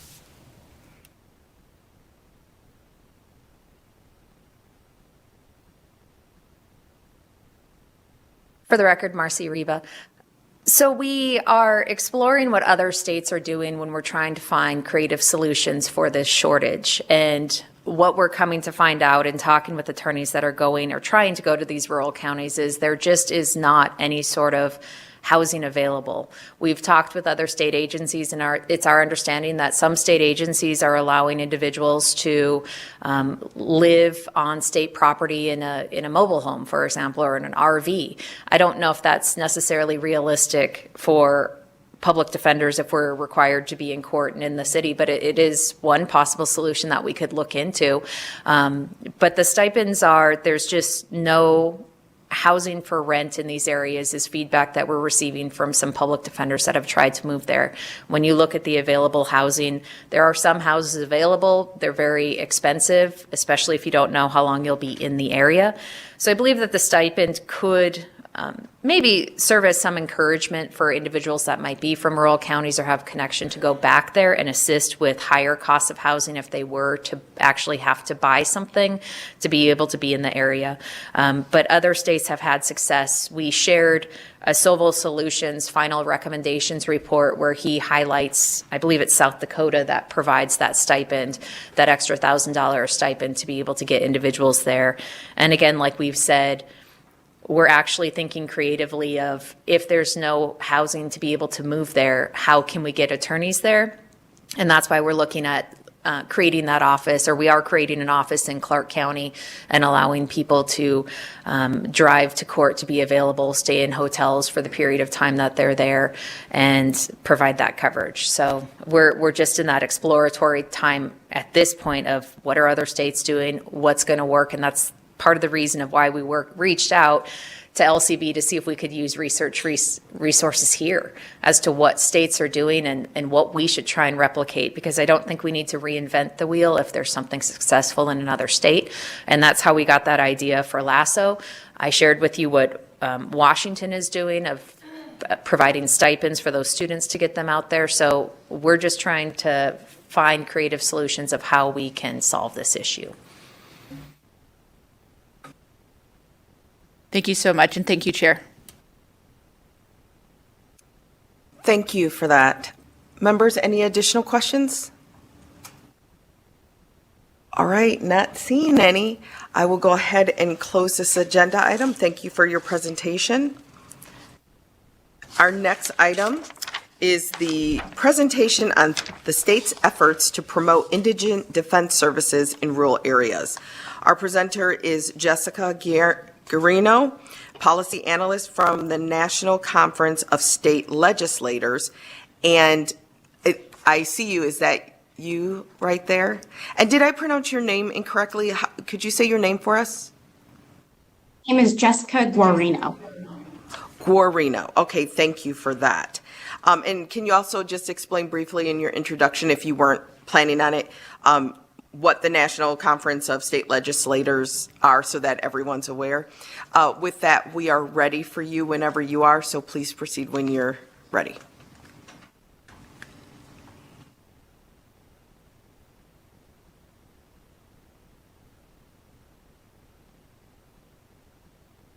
My slides. So right now we can see your slides and we can see you in a small window as well. Okay, excellent. Good morning, Madam Chair and members of the committee. Thank you so much for inviting me to speak with you all today. My name is Jessica Guarino, and I'm a policy analyst at the National Conference of State Legislatures. I work on a number of criminal justice policy issues, including indigent defense. Today, I'm going to speak with you about state efforts to promote indigent defense services in rural areas. The previous presentation set us up really well, so I'm excited to provide some additional context from other states. And before we get started, and for those who may not be familiar with NCSL, we are a nonprofit bipartisan organization whose members are all 7,386 legislators and 30,000 legislative staff in 50 states, DC, and the US territories. We have offices in Denver and DC, and among our goals is to provide legislatures with information and research about policy issues, both state and federal. Here's a quick little roadmap of the presentation today. I'm going to start off with a brief introduction into how states oversee their right to counsel services. This is going to include looking at oversight commissions, administration of services, and funding of those services. Next, I'm going to move into very briefly describing the right to counsel and legal deserts, which were mentioned in the previous presentation, and go into what the research is saying about barriers to legal representation in rural areas. And then we'll go into about 5 different state examples: South Dakota, Maine, Ohio, Texas, and Michigan. So at the outset, I'll say that the structural approaches greatly vary from state to state. And there's 3 major components that we can think about the right to counsel services through. The first is oversight in setting and enforcing of standards. So states employ a variety of approaches here, from having no oversight commission at all to having statewide commissions to limited commissions, which fall somewhere in between no commission and a full commission. 33 states right now either have no commission or do have a limited commission, meaning that they don't set standards or monitor whether people receive counsel in all cases where they have a right to it. Next, we have administration of these services. Again, states take a variety of approaches, from administration entirely at the local level to entirely at the state level to a mix of administration from state and local. Generally, these services are focused on trial level services rather than appellate services. And the administration comes through a variety of manners. Those can be through NGOs, through government agencies like public defender offices, or through privately appointed counsel. And then finally, funding. So how states are funding the administration of these services. And here, 5 states have public defense services of trial level, non-capital cases that are funded entirely locally. 30 states have funded public defense services from both state and local sources, and 15 states fund public defense services at the state level. A quick caveat that reimbursement is a really big part of the funding component. We'll look at a few of the examples of reimbursement when looking at the states, but we will get to that. Here I have a chart for review at a later time. It shows the distribution of how states are funding and administering these services, also whether they have any oversight commissions. A quick note that they make in the distinction of the delivery method. There's public defenders who work as employees of the government or a nonprofit office under the direction of a chief public defender and generally work on public defense cases. But you also have private assigned counsel, which work as private attorneys paid by the government to handle cases according to the time they work, the number of cases they take, the activities they perform, or a combination of these factors. And what we actually see in quite a few states is that they will use a mix of public defenders and private assigned counsel. And here we have the right to counsel from Gideon versus Wainwright, which was mentioned previously.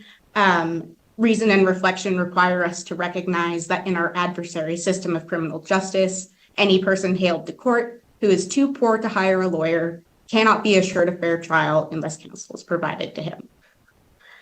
And the data on whether this target has been met is pretty staggering. We have, from the American Bar Association in 2020, 40% of all counties in the United States have less than one lawyer per 1,000 residents.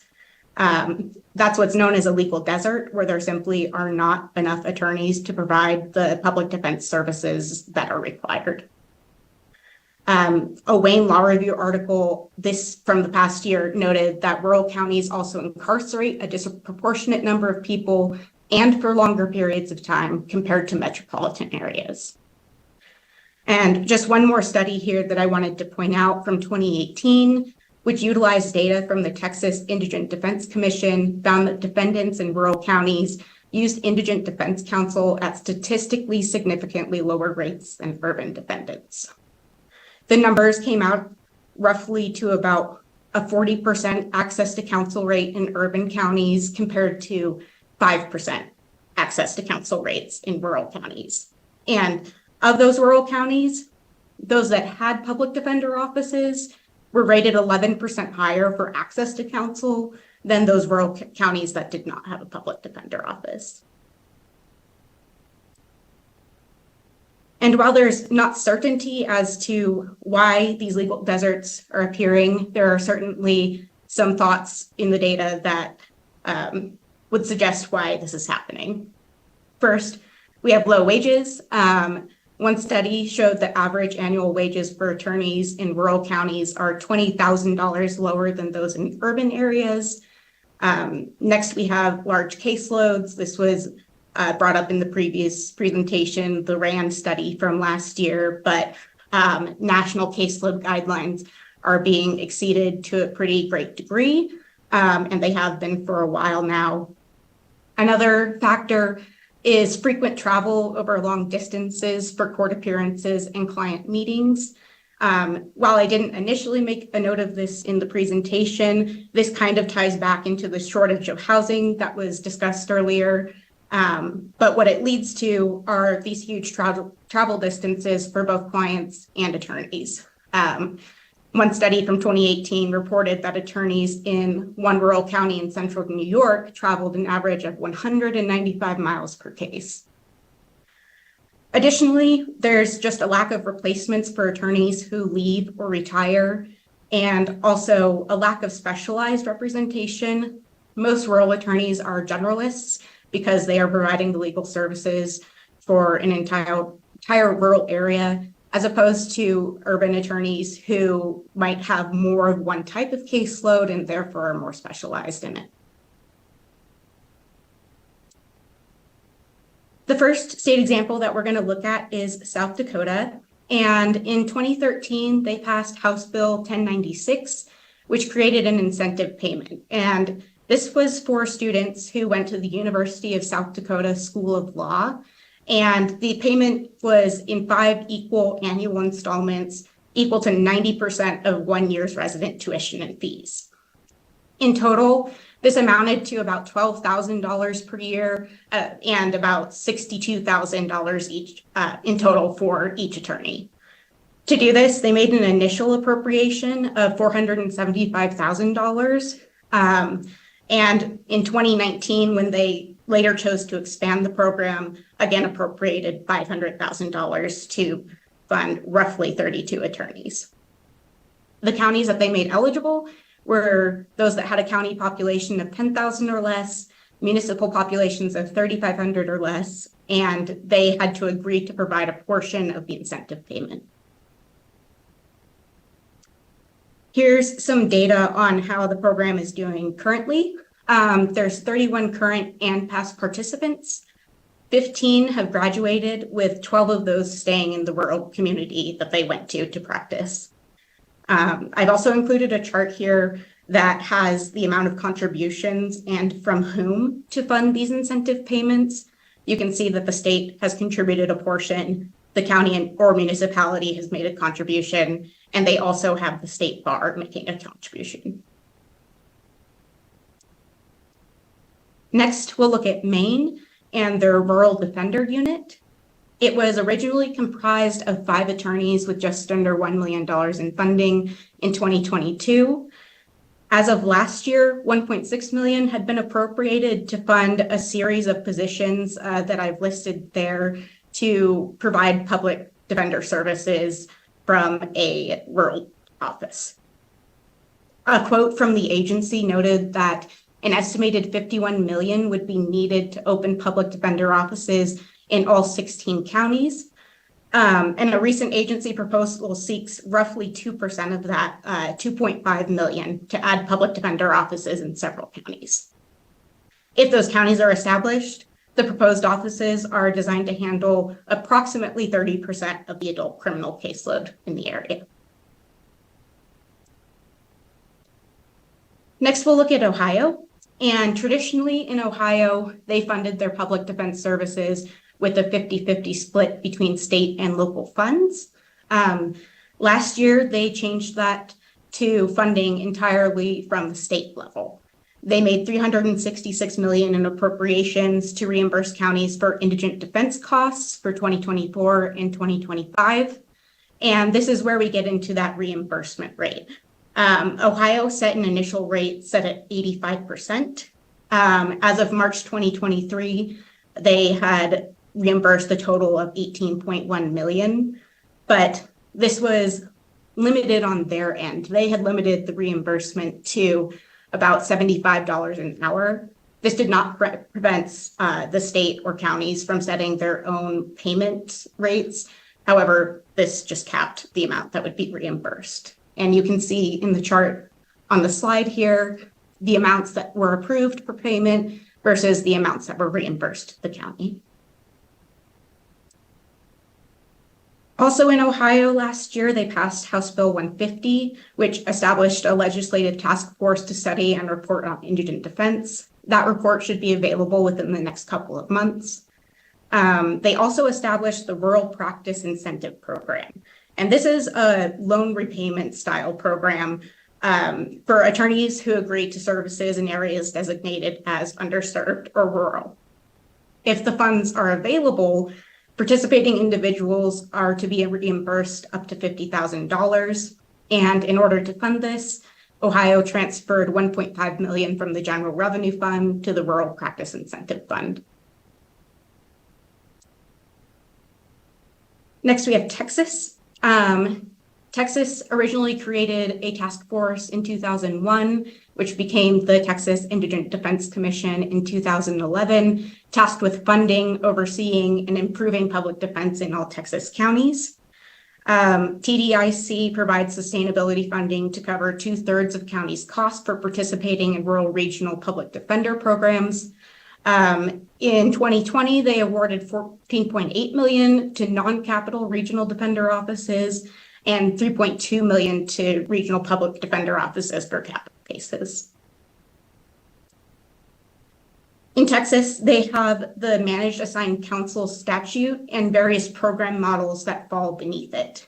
There's 3 types of programs that can roughly be categorized.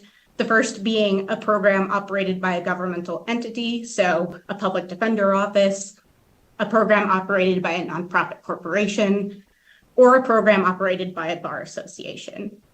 I've included 2 examples here, the Lubbock Private Defender Office and the Capital Area Private Defender Service. The first contracts with Lubbock County to operate most components of their indigent defense system.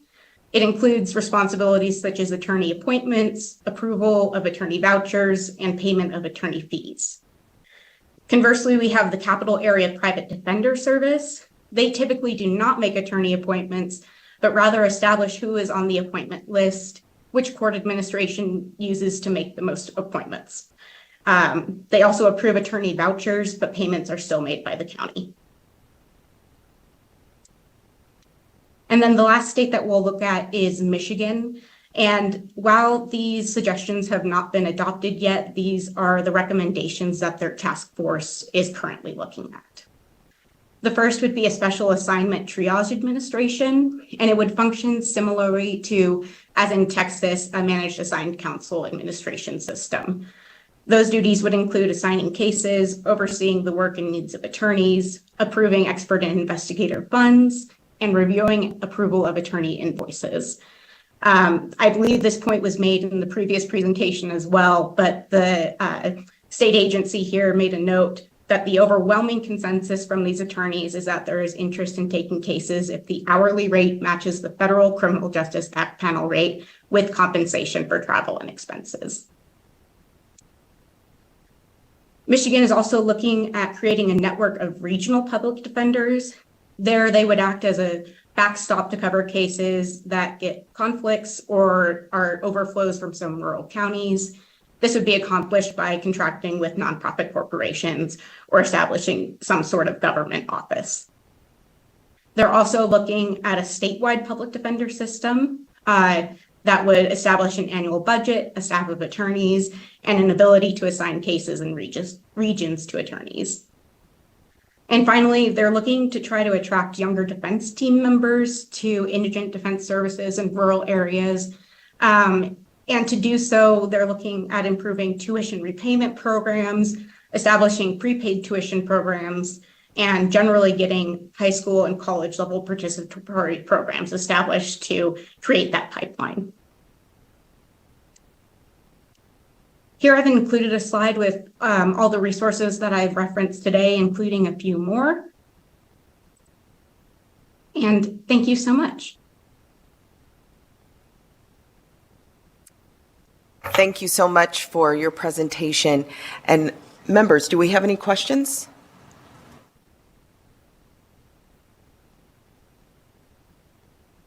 I don't see any questions right now. I do have one brief one. I'm always curious whenever there's programs and incentives to have professionals, it always seems to be to move to rural areas to practice. We see that with medical practitioners, we see that with educators, and of course now seeing this with attorneys as well. But in your presentation for the states that you did present or review, was there any stipulation of what their commitment of service would be, how long they would remain in the rural areas? I haven't looked into the stipulations yet, but I'd be happy to check and see if they did include anything that might limit that and submit it in a memo. Okay, we would appreciate that, because I've seen, in my experience, even things of, there was a rural community that hired a new physician and said, if you stay here for 10 years, we'll pay off your entire medical loans. And that was just that individual town that decided to do that. But, just between, the whole thing is consistency. We need people to stay there practicing, not just 1 or 2 years and out. So if you could find that information, and I know sometimes some communities have amortized your school loan too. Like if you don't meet that commitment, then you will be paying back that municipality or community at a certain rate. So yes, I would appreciate seeing that information. Stipulations are in place, and I will get you a memo with what those exactly are. Okay, thank you so much. Any additional questions? All right, not seeing any. Thank you so much for presenting with us today, and I will go ahead and close that agenda item. Thank you. Thank you. With that, our next agenda item is Agenda Item 7, which is a presentation on second look laws and models in the United States and the evidence supporting such reform. We will have the Vice President of Policy for Families Against Mandatory Minimums, Daniel Landsman, and Mr. Landsman, I see you as well, will also be presenting on Zoom. There is also a written testimony on Nellis. So, Mr. Landsman, when you are set up and ready, please begin. Thank you so much. Thank you, Chair Miller, Vice Chair Scheibel, and members of the Joint Committee on the Judiciary for the opportunity to present today on behalf of FAM regarding second look sentencing and the need for Nevada to explore these reforms during the 2025 legislative session. For the record, my name is Daniel Landsman, Landsman, and I'm the Vice President of Policy for FAM. FAM is a nonpartisan, nonprofit organization that seeks to create a more fair and effective justice system that respects our American values of individual accountability and dignity while keeping communities safe. We advocate sentencing policies that are individualized and fair, protect public safety, and preserve families. As part of our national Second Chances agenda, FAM advocates for second look sentencing across the country and at the federal level. I'll begin by talking a little bit about what second look sentencing is. So second look sentencing laws allow courts or other sentencing review boards, such as a parole board or an indeterminate sentence review board, to reevaluate a person's sentence after a significant period of time in prison and determine if that sentence is still necessary. These laws grant people serving lengthy prison sentences the opportunity to have their sentence reviewed and potentially released if they have successfully rehabilitated themselves. Decision makers retain discretion to reduce a sentence, grant release, or leave the existing sentence in place. Second look sentencing laws come in many different forms. Legislatures have ample flexibility to determine a mechanism that best fits their existing criminal justice system and prison populations. For example, some second look sentencing laws are limited to people of a certain age, for example, emerging adults who are under the age of 25 at the time of the offense, or people who are considered geriatric by correctional standards. Others can only be initiated by a motion from a state prosecutor, which is often referred to as prosecutor-initiated resentencing. FAM has developed principles for second look legislation for legislators when crafting these policies. I provide more in-depth information in my submitted testimony, so in the interest of time, I'll just provide what the top line principles are. So first, broad eligibility criteria require a reasonable evidence-based minimum time served before eligibility. Focus decision-making on the person's situation and condition today, not at the time of their offense. Include presumptions in favor of release for people who meet certain specific criteria, such as advanced age. Avoid unduly long or onerous post-release supervision. Provide access to critical reentry programming and supports both during and after incarceration to help ensure that people given second chances are able to successfully transition back into their communities. Ensure that victims and victims' families are kept informed about the case and provided with services and resources to help support their healing, as well as provide victim impact statements at resentencing. Include a right to counsel and funding for defense attorneys. Include a right to repeal. Allow people denied release the opportunity to reapply at reasonable intervals. And finally, include data collection and reporting requirements. I'll now talk a little bit about why Nevada should be exploring these policy opportunities. Nevada's sentencing policies, like many states in the country, have resulted in a significant proportion of the prison population serving long and life sentences. As of December 2023, there are 560 people serving life without parole sentences and 1,892 people serving life with parole sentences. Finally, there are 1,888 people with sentences longer than 15 years, and 1,272 people currently incarcerated have already served more than 15 years in prison. Evidence supports the idea that Nevada should give judges or another determining body the opportunity to revisit old, lengthy sentences. They can determine if the sentence is still in the interest of justice and an appropriate use of Nevada's finite public safety resources. While not everyone will be ready to come home, many will be. First, we know that lengthy sentences are not an effective deterrent against criminal behavior.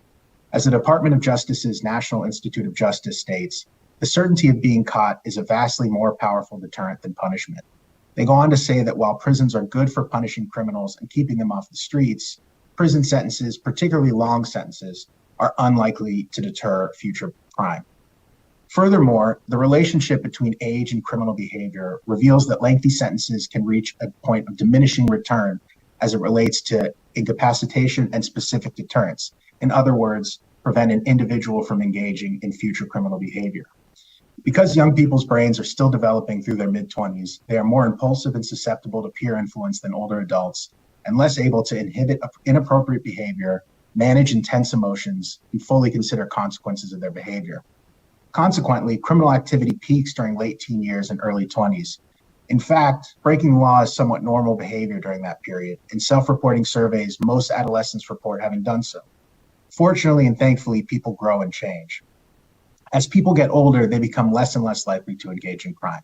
One recent recidivism study found significantly low recidivism rates, defined in this study as reincarceration for a new criminal offense within 3 years of release, in people in their 40s, 50s, and beyond. The report found a recidivism rate of 6% for people between the ages of 45 and 55 years at release, and a recidivism rate of 3% for people over the age of 55. This relationship held true for people convicted of violent crimes.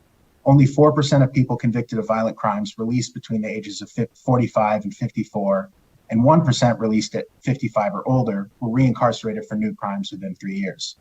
Among people previously convicted of murder, those rates fell to 1.5% and 0.4% respectively. There's also promising data in states that have either enacted second look policies or have released a significant number of individuals from lengthy sentence through other means. In Philadelphia, 174 people were resentenced and released after having been sentenced to life without parole for homicides committed as children. After they had been in community for an average of 21 months, only 2 people, or 1.1%, had been reconvicted of any offense. In Maryland, 188 people serving life without parole, mostly for murder, were released after serving 30 or more years because a court ruled that jury instructions in their cases had been unconstitutional. 6 years later, only 5 people, or 2.7%, have returned to prison for either violating parole or committing a new crime. In California, of 860 people convicted of murder who were granted parole between 1995 and 2011, only 5 people, or 0.5%, have been reincarcerated for a new crime as of 2011. Lastly, in Washington State, as of May 2023, 98 people serving sentences for crimes they committed prior to age 18 have been released from prison prior to their expected release date. Of this group, only 2 people have convicted of a new felony crime. Both happen to be assault in the 3rd degree. And 5 people, or 5.2% of this cohort, were returned for a parole violation, which is a non-criminal violation of their parole conditions. Next, I'll talk about which states have second look sentencing on the books. FAM publicly tracks pending second chances legislation and existing second look laws and models. The following states have some form of second look: California, Colorado, Connecticut, District of Columbia, Illinois, Louisiana, Minnesota, New Mexico, Oregon, and Washington. These existing policies vary in scope and structure, as I mentioned earlier. FAM has long held up the second look policy in Washington, D.C. as the best second look mechanism in the nation. Under D.C. law, people who are serving a sentence for an offense that occurred before their 25th birthday are eligible to petition the court for resentencing after serving 15 years of their sentence. This mechanism does not exclude anyone based on offense type.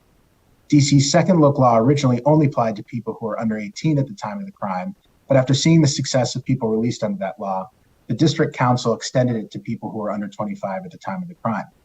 I've included in my written testimony to the committee a detailed list of factors judges consider during resentencing, which includes victim impact statements, record of rehabilitation, and critical mitigating factors such as age at the time of the offense.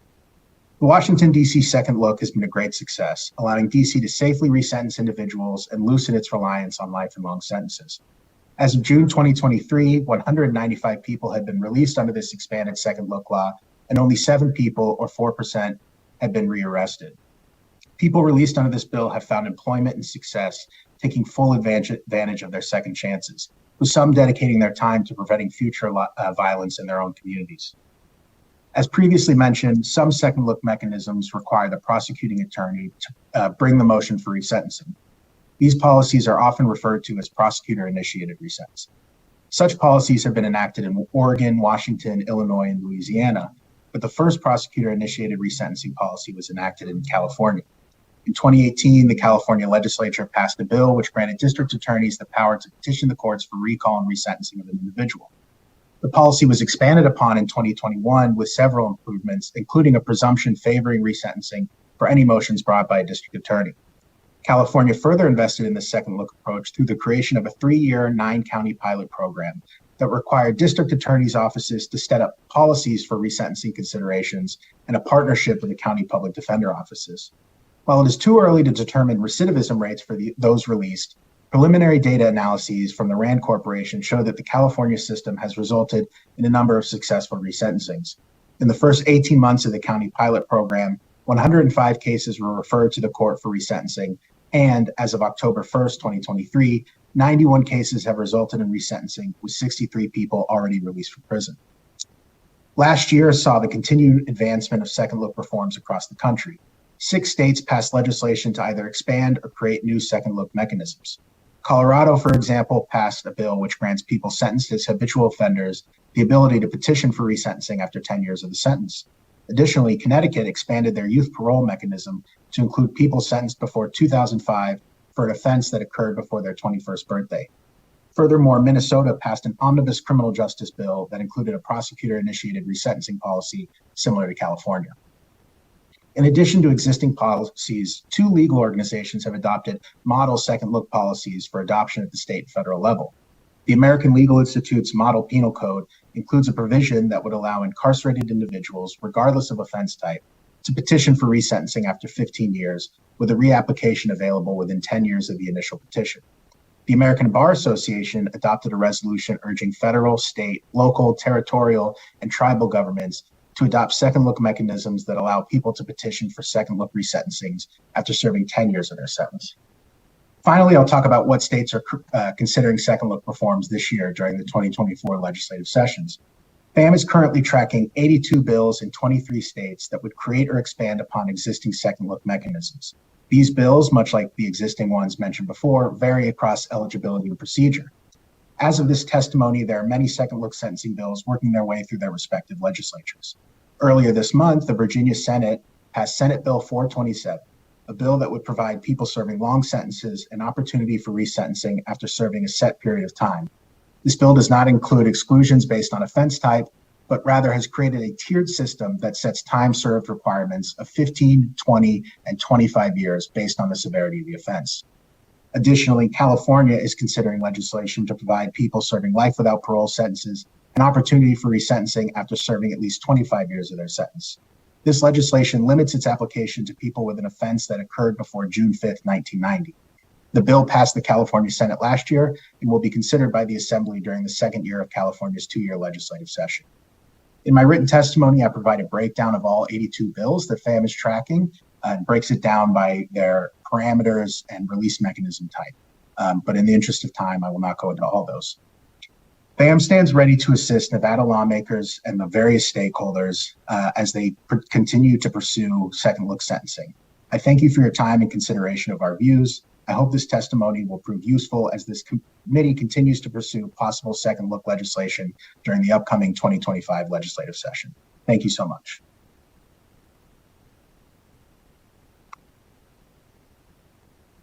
Thank you so much for your presentation. We didn't have any other presenters on this topic, right?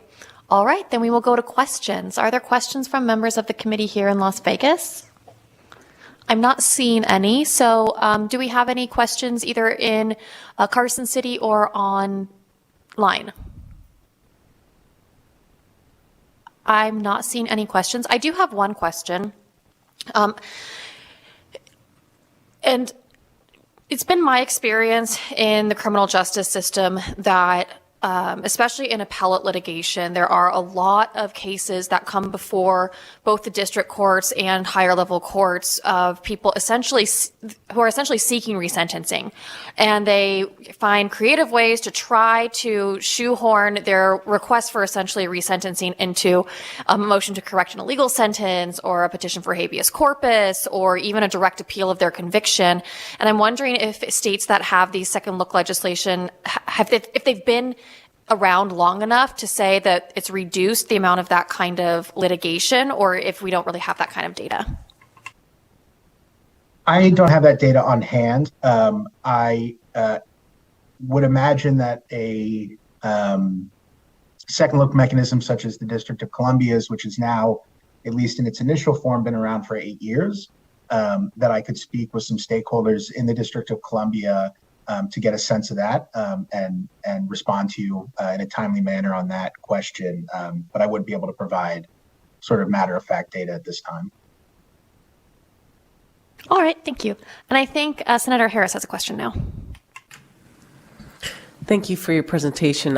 Hopefully you didn't answer this and I missed it, but is there anything regarding rights to legal representation when it comes your turn to have a second look in a lot of these model pieces of legislation across the state? What does that look like? And what kind of, heavy lift is that? Certainly. In the FAM principles for second look, we certainly advocate that people have a right to counsel as they make their petition. I believe the National Association of Criminal Defense Lawyers has their own model that includes, as the name would suggest, strong right to counsel provisions. I am not at the top of my head aware of the right to counsel language in the DC model, for example, but I would be happy to look into that. I know in DC there's an excellent organization called the Second Look Project that does provide pro bono representation to people seeking relief under this. And it's certainly, again, FAM's position that people should at the very least have a right to counsel in their initial petition. But I'd be happy to get more information for you. All right, thank you. Anybody else with follow-up questions? I'm not seeing any online or in Carson City or in Las Vegas. So thank you so much for your presentation. That will take us to the end of agenda item number 7. And we will move on to agenda item number 8, which is our overview of the Nevada Board of Parole Commissioners, updates on implementation of legislation enacted during the 2023 session. Do we have Mr. Dorico here? Oh, he's in Carson City. Okay. Just getting set up. I see him now at the table. So please go ahead whenever you're ready.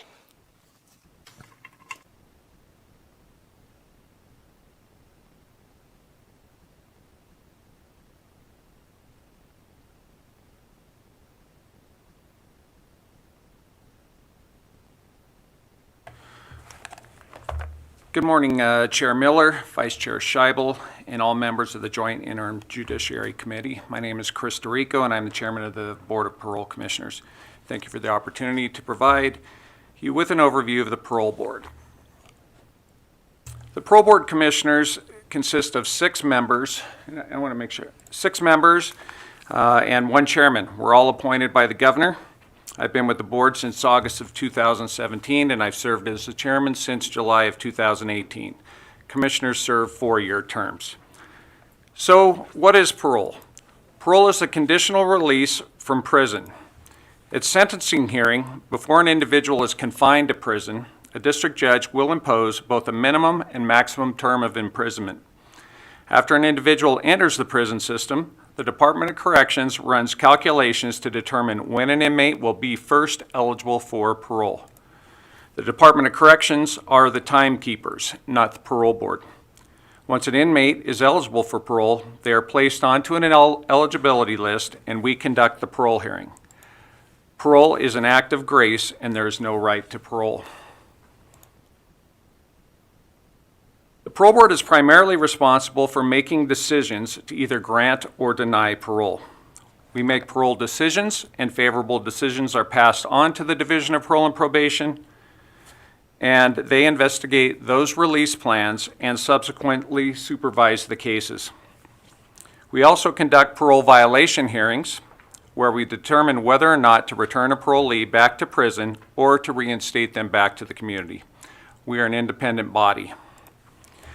If you look at this organizational chart of the Department of Public Safety Management Team, you will see that we are included with them. However, the parole board sits off to the side and we are not truly connected to their tree. We work closely together and they provide administrative support, but we are an independent body. This is the parole board's organizational chart. We are a small agency with 2 offices, one in Carson City, one in Las Vegas, with 28 full-time employees. The chairman oversees the executive director and the operations of the entire office. Additionally, the parole board assists the pardons board. The pardons board consists of the governor, attorney general, and the justices of the Supreme Court. The parole board houses the pardons board executive secretary, who also has 1 assistant. If an inmate is granted parole, the Division of Parole and Probation provides parole supervision. Sometimes the parole board gets confused with the Division of Parole and Probation, and it needs to be known that we are 2 separate agencies. Conditions of parole may include drug testing and treatment, residential confinement, no contact with victims, or requirements to pay restitution, just to name a few. The Division of Parole and Probation enforces the conditions as ordered by the board. The parole board is part of the judicial system. Statutes give us our marching orders and tell us how and what we are supposed to do. The parole board offers the system some flexibility. It is not black and white.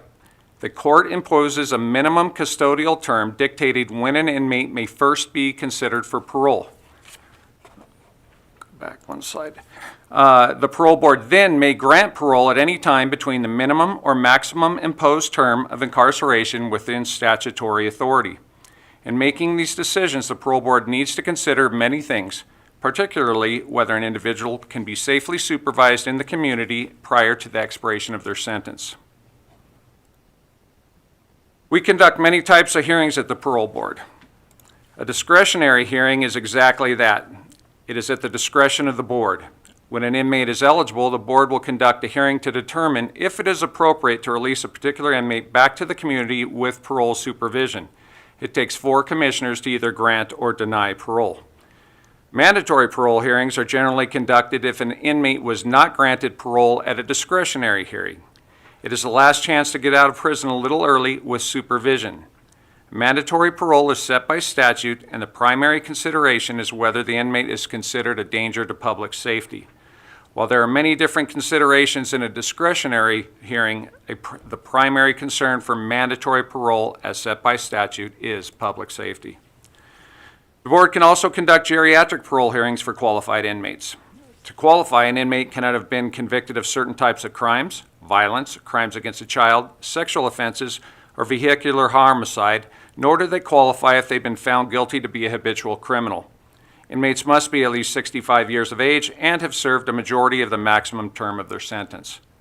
The board also considers or conducts reconsideration hearings.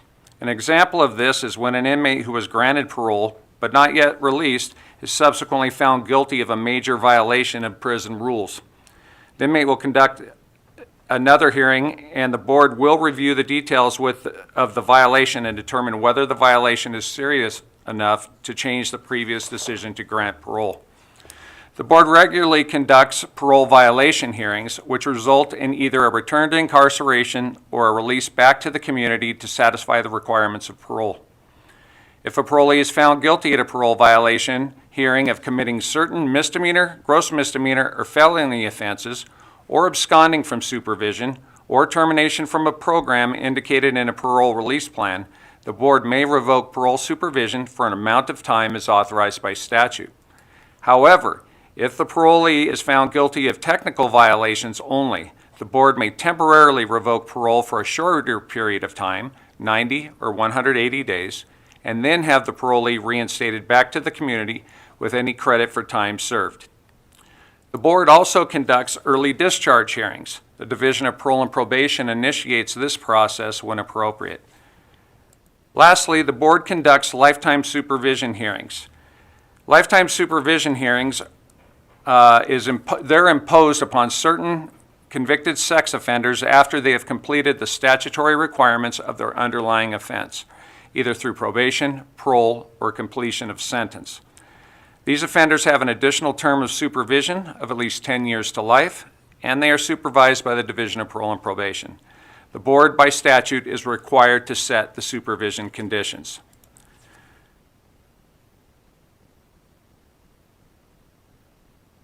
This slide reflects our actual numbers for fiscal year 2023.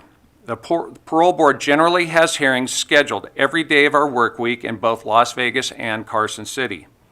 Each of these final decisions required a minimum of 4 votes to ratify, which equates to approximately 23,608 decisions entered by our commissions in the fiscal year. If you include all of our hearings, even those that did not result in a final parole decision, we held 6,912 hearings during fiscal year 2023. We have 4 hearing rooms, and when necessary, we use all 4 hearing rooms at the same time to meet our obligations in a timely manner. This chart shows 4.5 fiscal years of parole consideration hearings by general offense type. This chart represents parole actions by offense group as defined by the Department of Corrections. Of note, the above numbers do not include violation hearings, continuances, or hearings resulting in no action. This chart, let's make sure, next slide. This chart details the quantity of temporary violation revocations and reinstatements for the first 6 months of fiscal year 2024. As stated earlier in the presentation, if a parolee is found guilty of technical violations only, there is an incremental maximum revocation period followed by a mandatory reinstatement. In the last legislative session, AB 32 removed the 30-day temporary revocation period and instead shifted this to the Division of Parole and Probation so that as a part of their system of graduated sanctions, the division may, in response to a technical violation of the conditions of parole, impose confinement in jail not to exceed 30 days in the aggregate. As of July 1, 2023, a technical violator must now progress through the 90 and 180-day temporary revocation process before qualifying to be revoked to expiration or within statutory limits on the 3rd or subsequent violation. The statistics on this page only reflect temporary parole revocations and not those with violations that rose to a higher level, such as the commission of a new crime or if they had absconded from supervision. The next 2 slides are updates on bills passed in the last session related specifically to the parole board.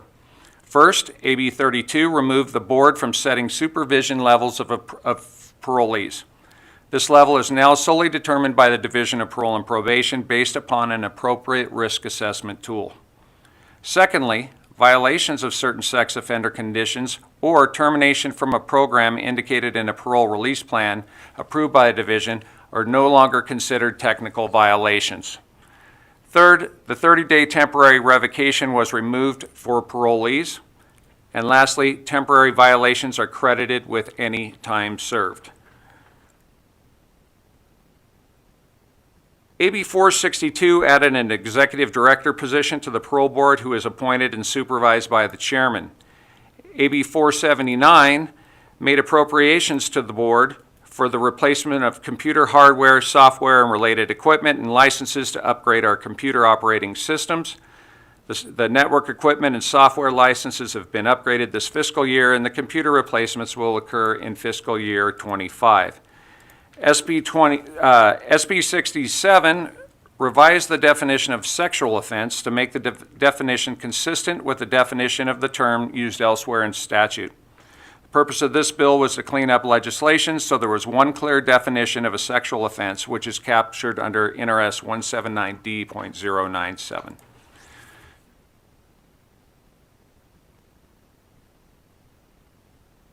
In closing, even though we are small, our impact on the state of Nevada is large. Our primary role is to conduct hearings and make decisions to either grant inmates releases to the community under supervision when appropriate, or to deny those inmates that may pose a risk to public safety. Certainly, the cost of community supervision is significantly less than supervising individuals in an institutional setting, and our commissioners and support staff are very aware of this. Our staff works very hard to do what we can to serve the best interests of all citizens in the state of Nevada. If any of you would care to spend a morning or afternoon with us observing hearings, please feel free to contact me and I'll make sure to set that up. Lastly, our website address is on this slide. Additional information can be found there to include our quarterly and annual reports. Thank you for inviting me today, and if anyone has any questions, please let me know. Thank you. Members, do we have any questions?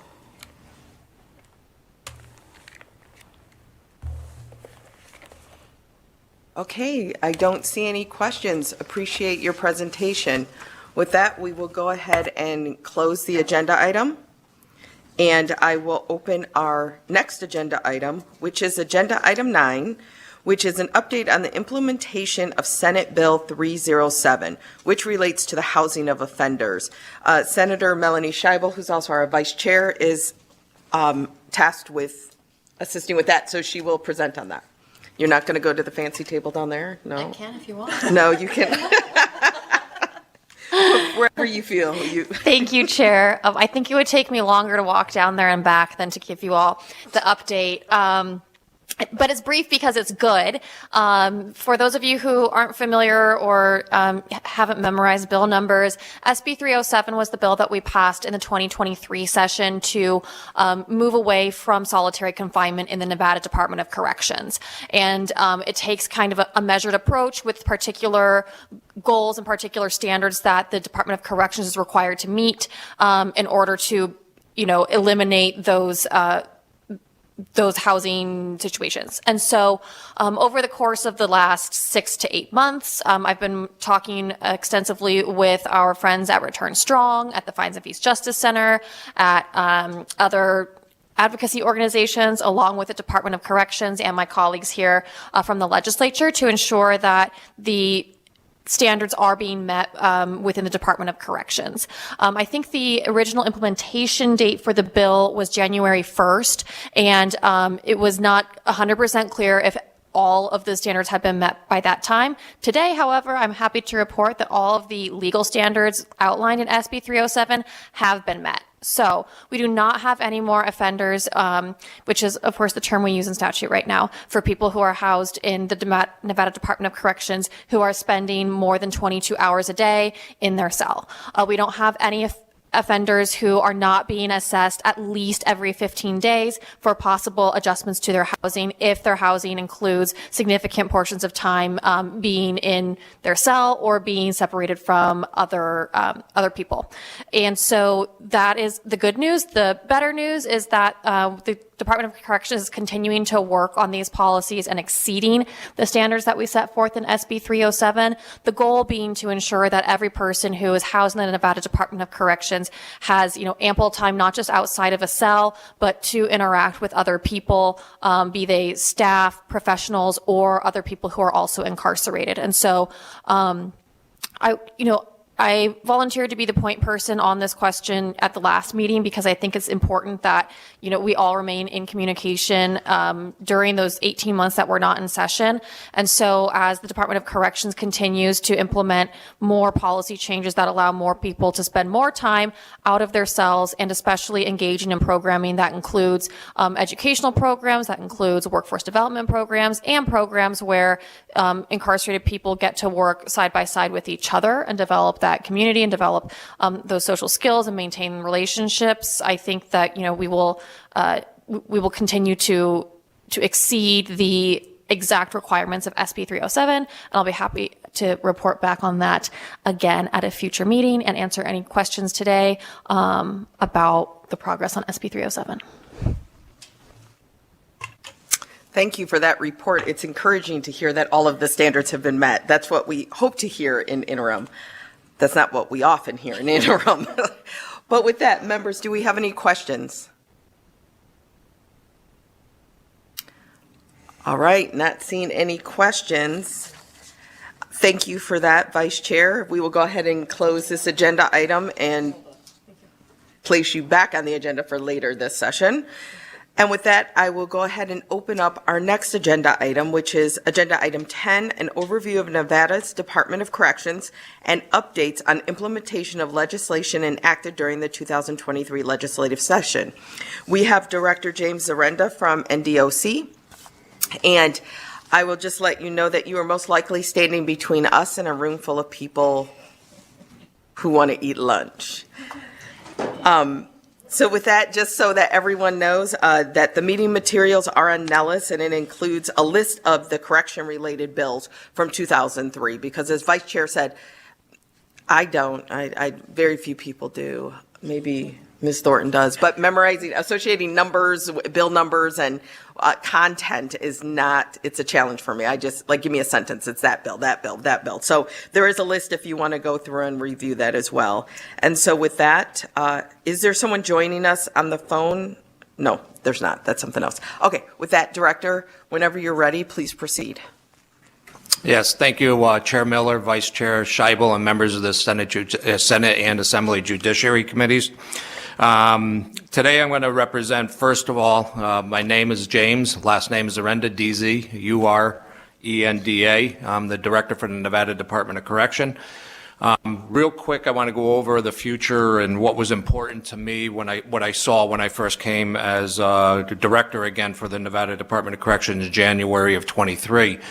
The biggest things that I faced coming into this agency was the staffing issues, as well as the infrastructure issues of the department, and how we're going to tackle all that. First, I'm proud to be able to say that our staffing issues actually, I believe, are going to be going away, which is probably my largest impact on making the facilities safe, making the offenders get their appropriate programs.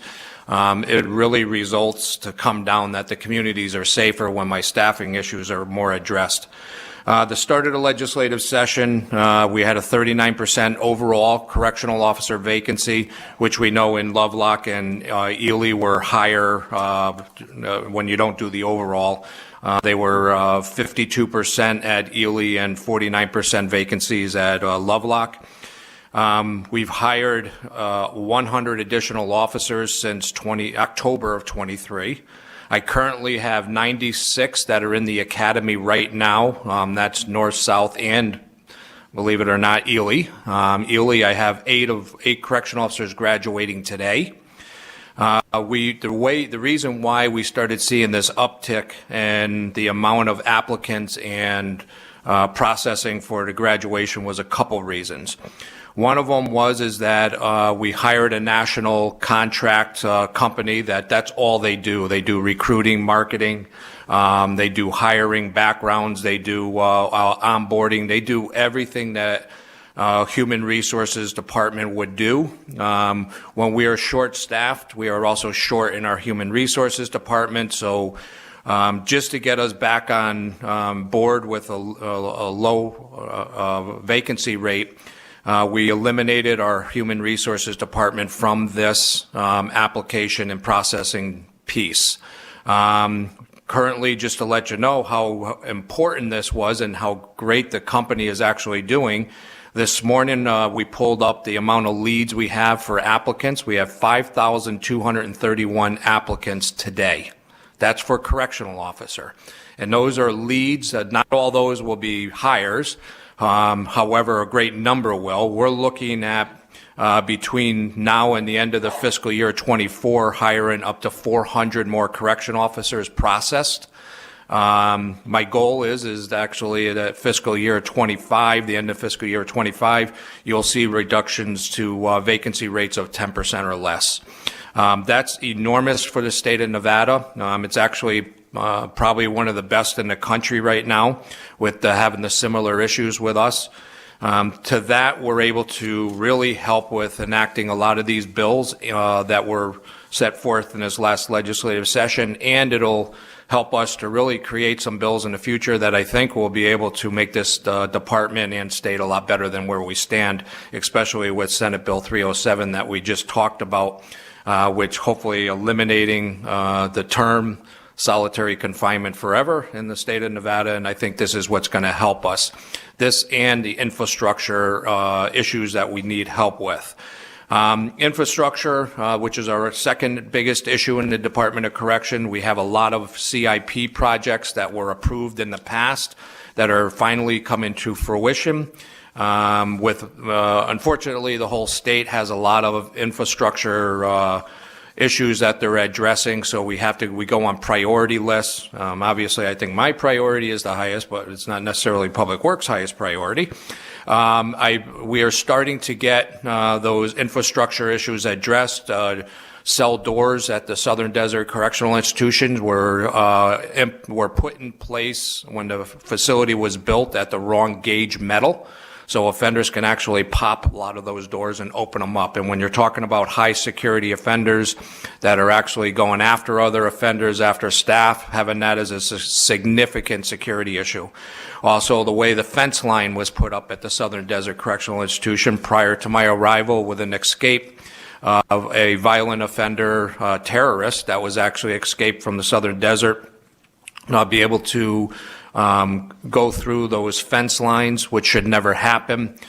We do have a company that's going to be coming in that was put on a high priority for Public Works to do a infrastructure fence line across the whole facility that is actually going to be buried in concrete 4 feet underground. Which was one of our largest issues in the areas where it's close to a mountain.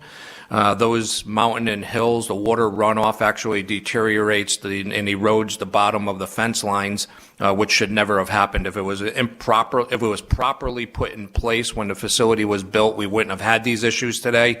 However, they built the fence lines at the level of the ground. So when the ground erodes below it, holes develop and animals and people could potentially crawl and go through the fence line, which should never happen in a high security facility. Those infrastructures are being put in place as we speak.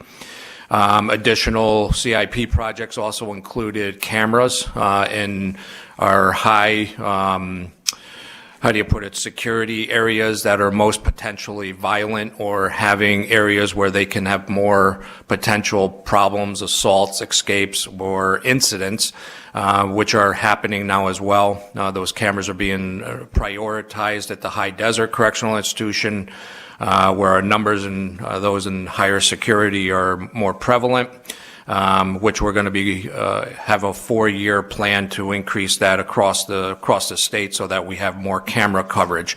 Camera coverage not only helps with security in those areas, but it also helps with safety of individuals so we can monitor from multiple places and also for investigations for determining after an incident how to prevent the next incident or how to solve a crime or even solve disciplinary issues in the facility that can be witnessed by actual camera coverage.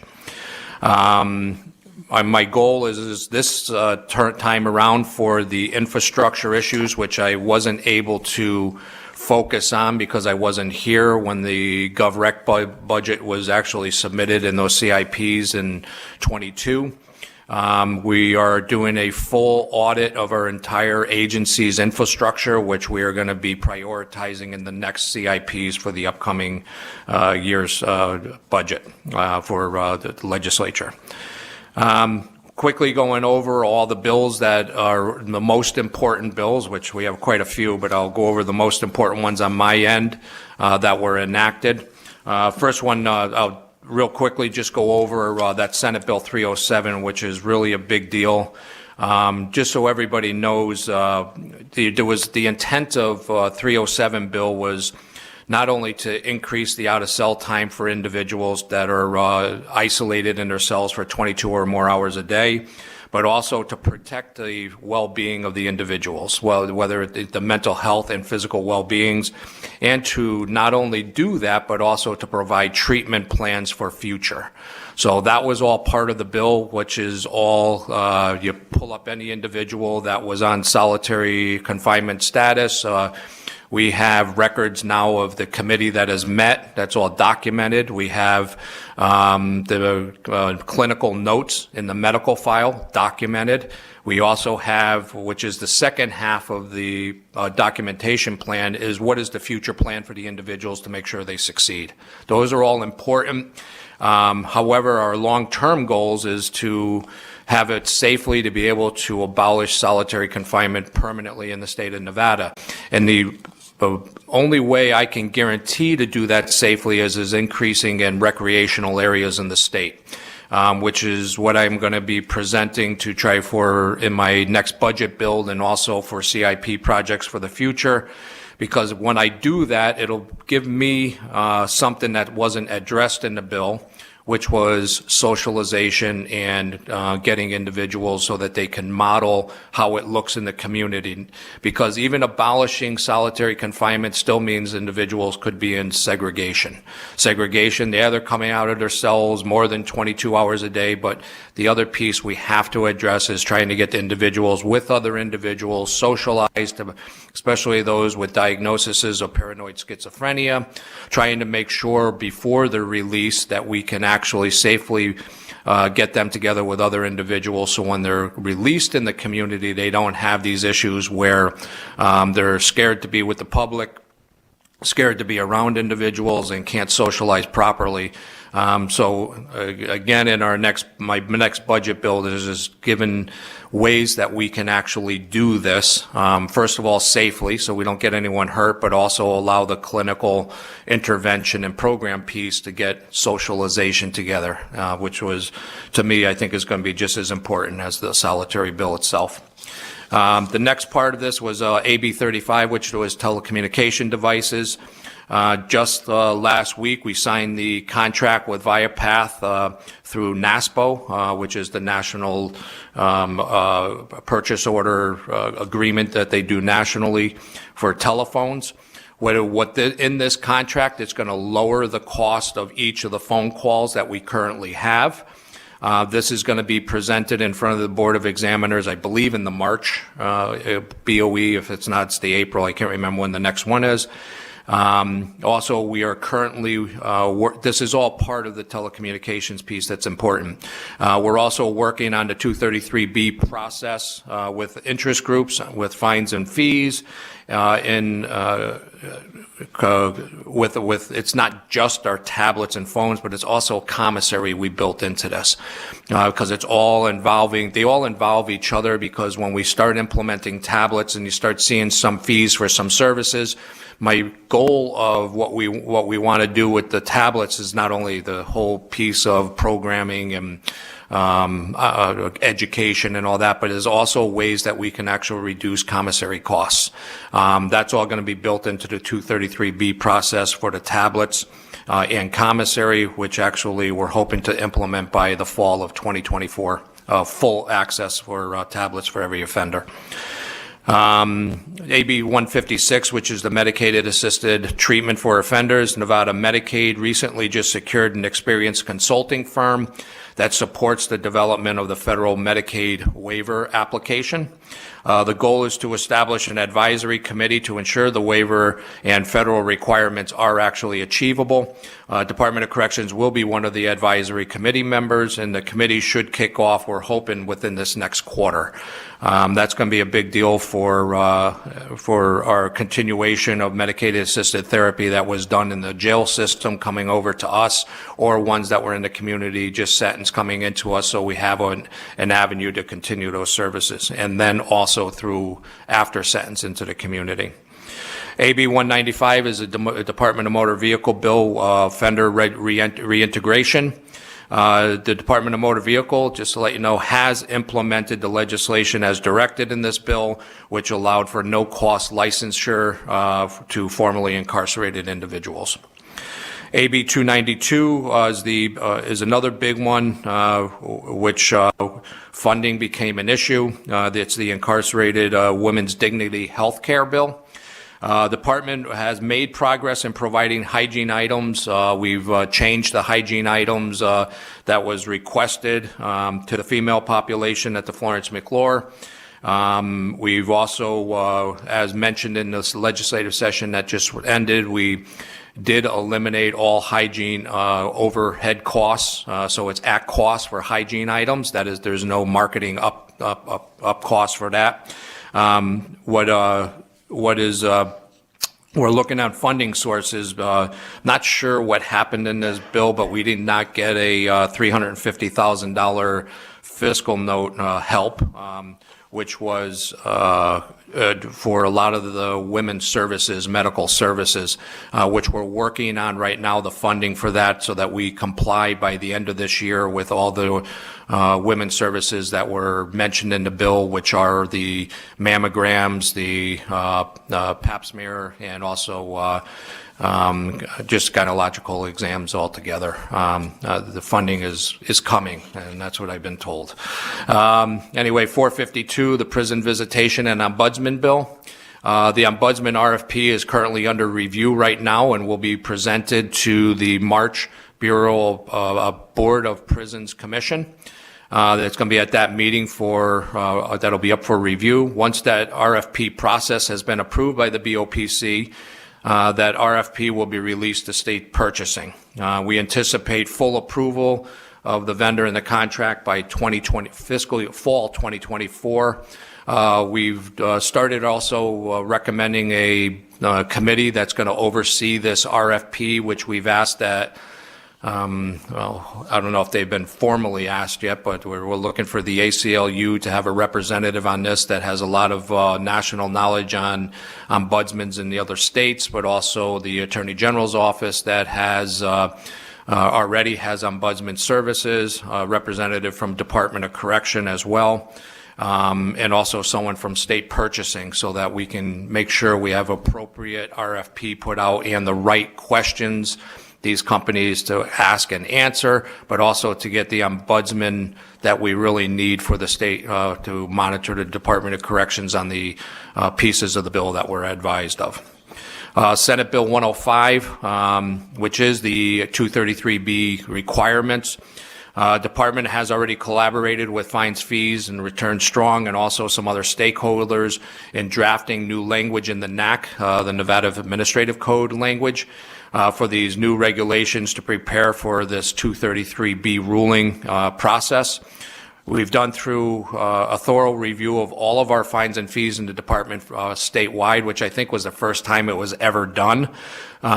We've had conversations nationally with other states with best practices to get help in these external partners to make sure that we co-align our fees in the Department of Correction with fees in other states that are actually do it correctly.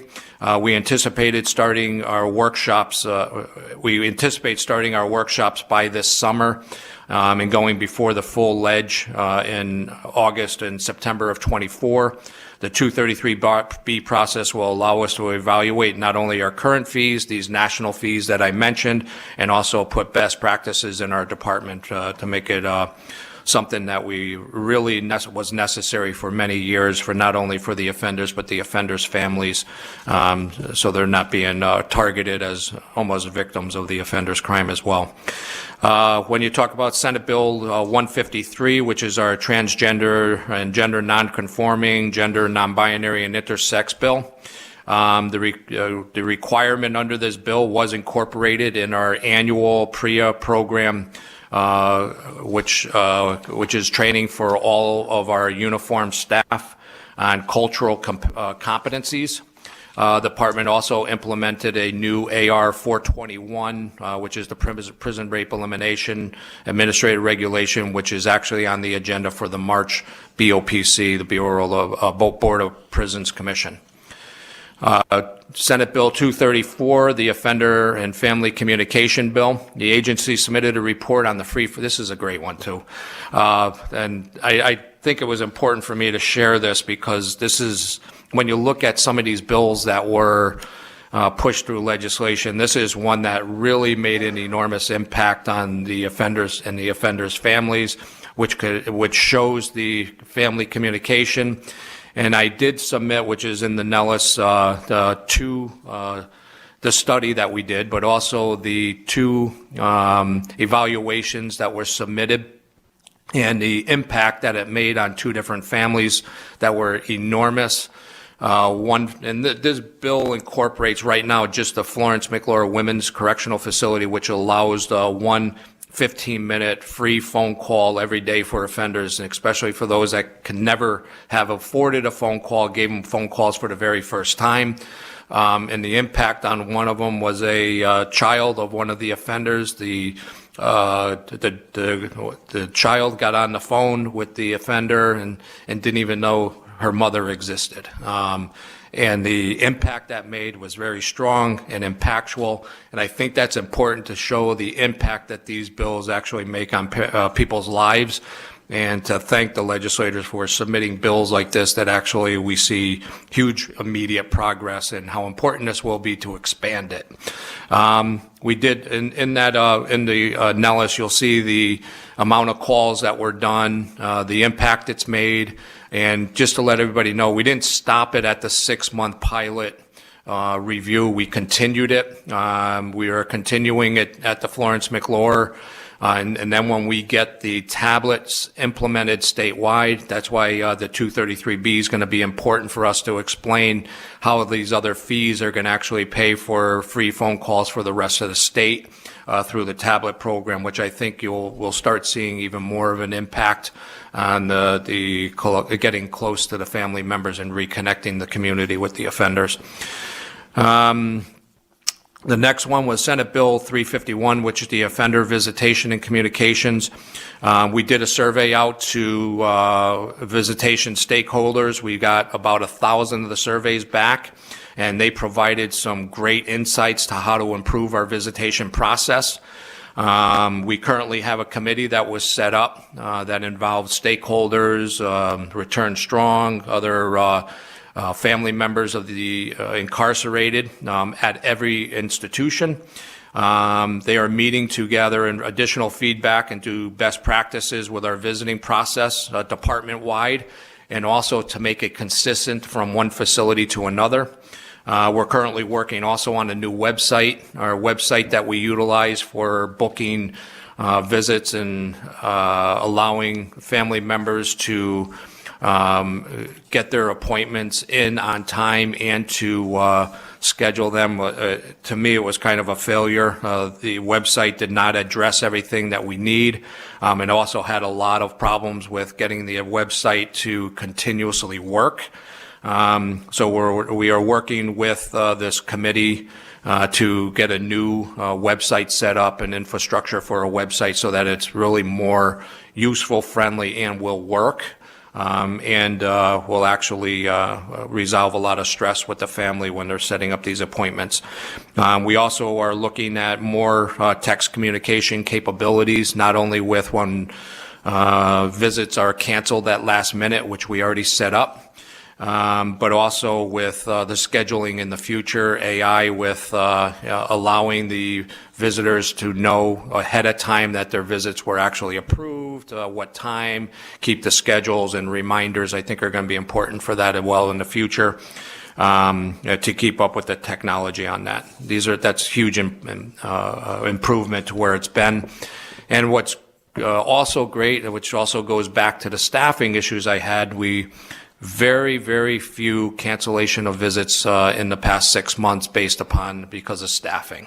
That has been a huge change, and that's also reduced a lot of stress with the offenders and the families, which also helps with reducing incidents in the facilities. And with our continued efforts of the staffing, hopefully we'll never see another, at least when we have our staffing up, cancellation due to lack of staffing visits being canceled. Senate Bill 413 was the sentence calculations and credits. We currently are in contract negotiations with a company, Harris Syscon, who currently does what we call Notice, our offender management tracking system. It also, what we're going to do with it is incorporate the automatic sentencing calculations into Notice, and we need this systems upgrade in order to do that. So we're not going to have it all manually done on paper and hoping that we got it accurate. This will all be done manually so that even people in the public will have access to determine when sentences should be ending, when they're going to be, when they get changed based upon changes of, programming or completion of credits. But it's going to actually, this is going to be a big thing even for the courts to be able to determine real sentencing structure so they know when they are doing sentences, when the offender actually will possibly get released. It's not going to be a guess, and also done on paper, like I said, which could actually have human error in it. This software vendor, the plan is having this executed contract, and it will be executed in the next coming weeks and will go in front of the March Board of Examiners. So once that gets approved, the next steps will be upgrading our system of notice to bring it up to par with not only the sentencing structure, but what's going to be important for the state is that this notice upgrade will actually balance and be able to incorporate into the Clark County Detention Center as well, which is important to me. It won't with Washoe because they're on a different system, but this Harris-Siscon is also part of the Clark County, which is our largest county where they have the most amount of incarcerated individuals. It's going to actually allow us to connect systems with them and them with us, so that we can actually have shared information back and forth in history.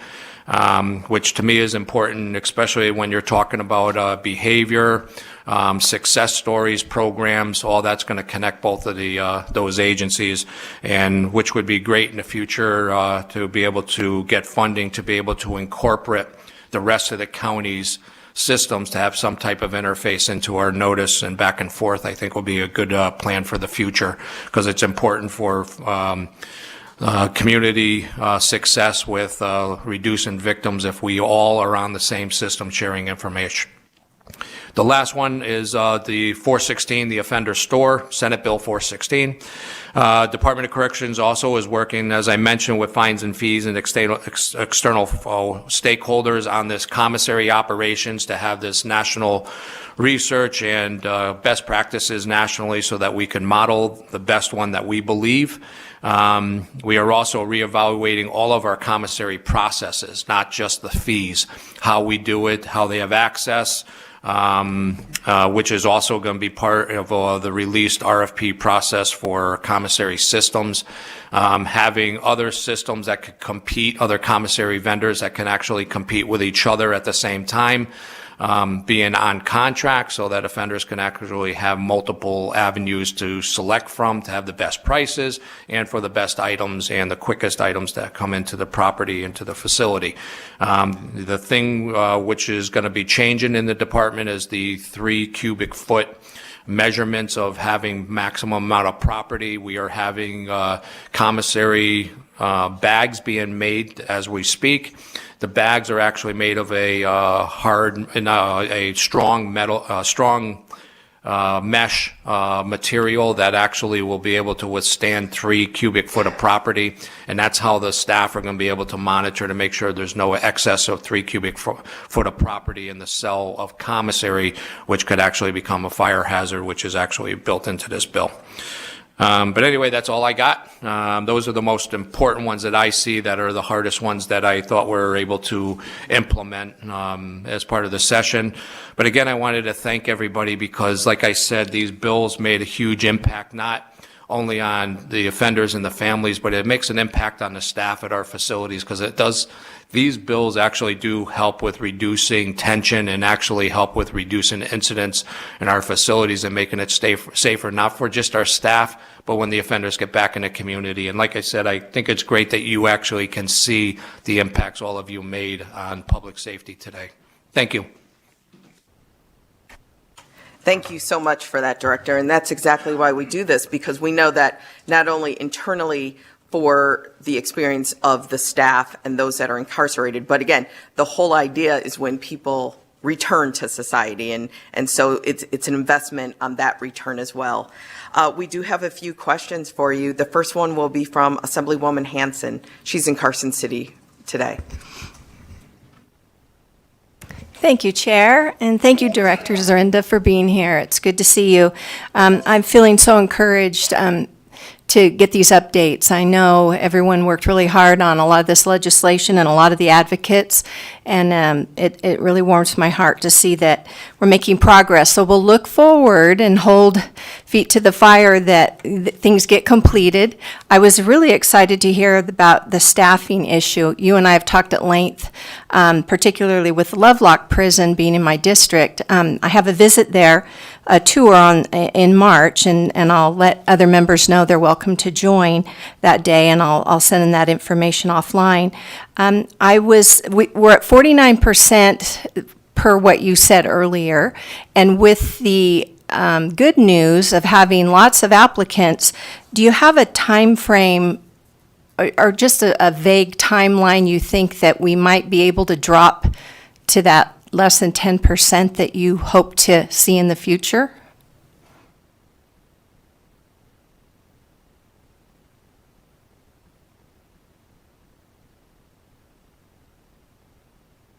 Good morning, everyone. Deputy Director Shea, Nevada Department of Corrections.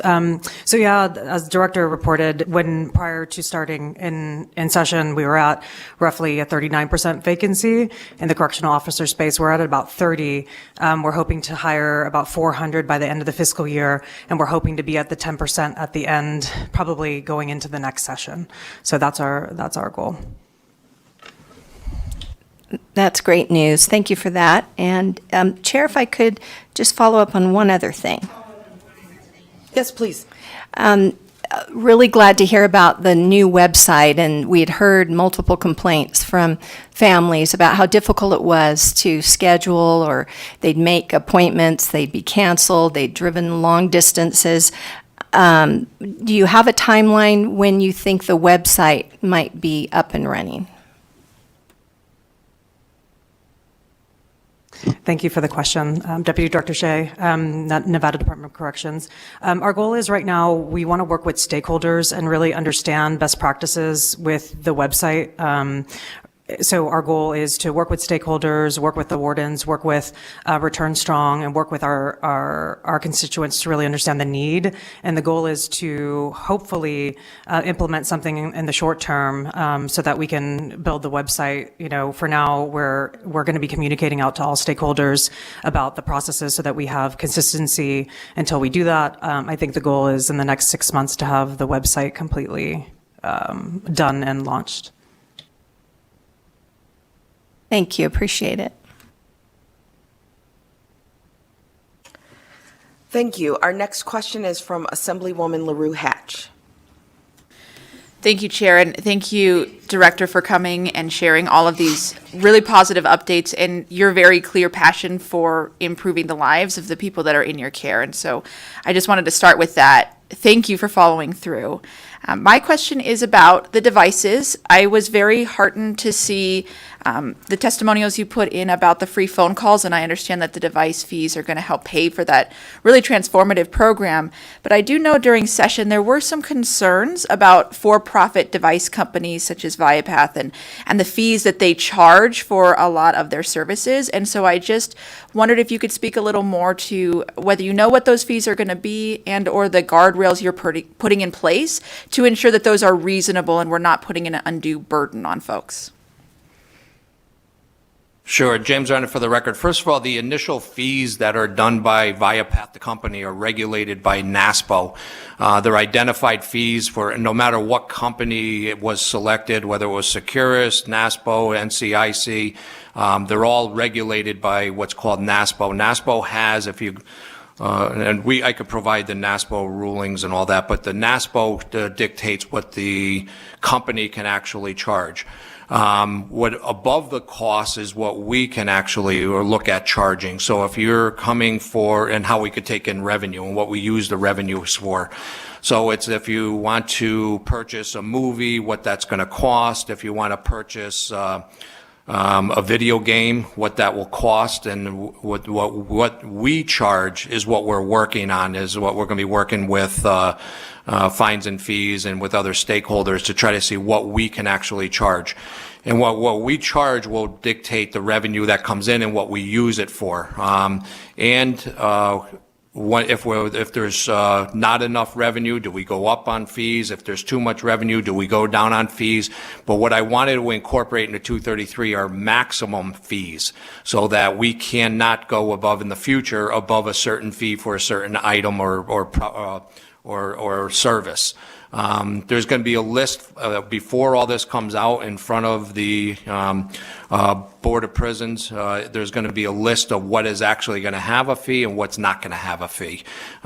Things that are like law library, there's no fees. Things that are programs, no fees. Education, no fees. Pell Grant that are going to be built into it for college courses, no fees.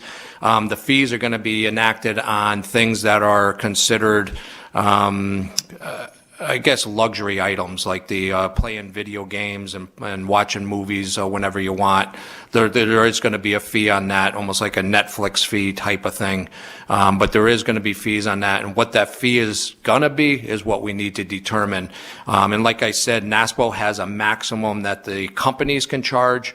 And what we're going to do under 233 is a maximum of what we will be looking for, but I don't want to do a straight fee because I want to be able to balance the fee. If we're getting in more revenue and they're purchasing so many video games and movies, I want to have the option to lower those revenues so that we can lower the prices for them as we go on. So hopefully that helps, but it'll be more clear when this comes out and after we finish speaking with fines and fees and Return Strong and the stakeholders, and when that comes out into the 233B, the process and the actual fees will be more clear because it's not set in stone yet. Thank you so much. That is helpful.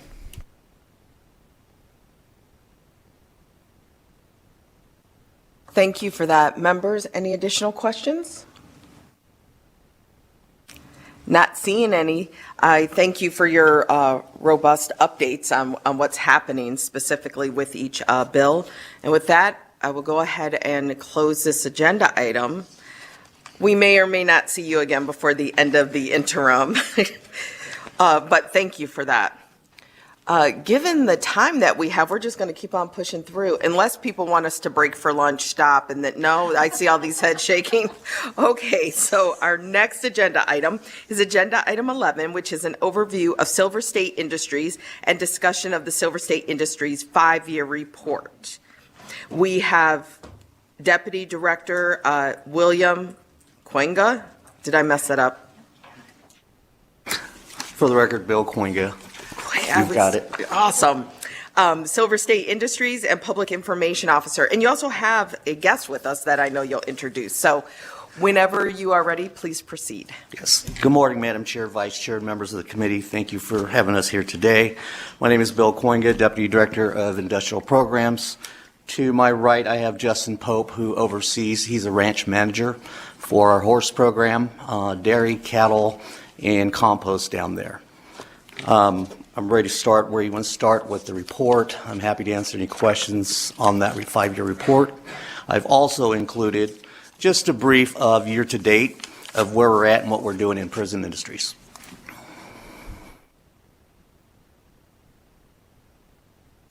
I'm happy to answer any questions off the 5-year report if there are any.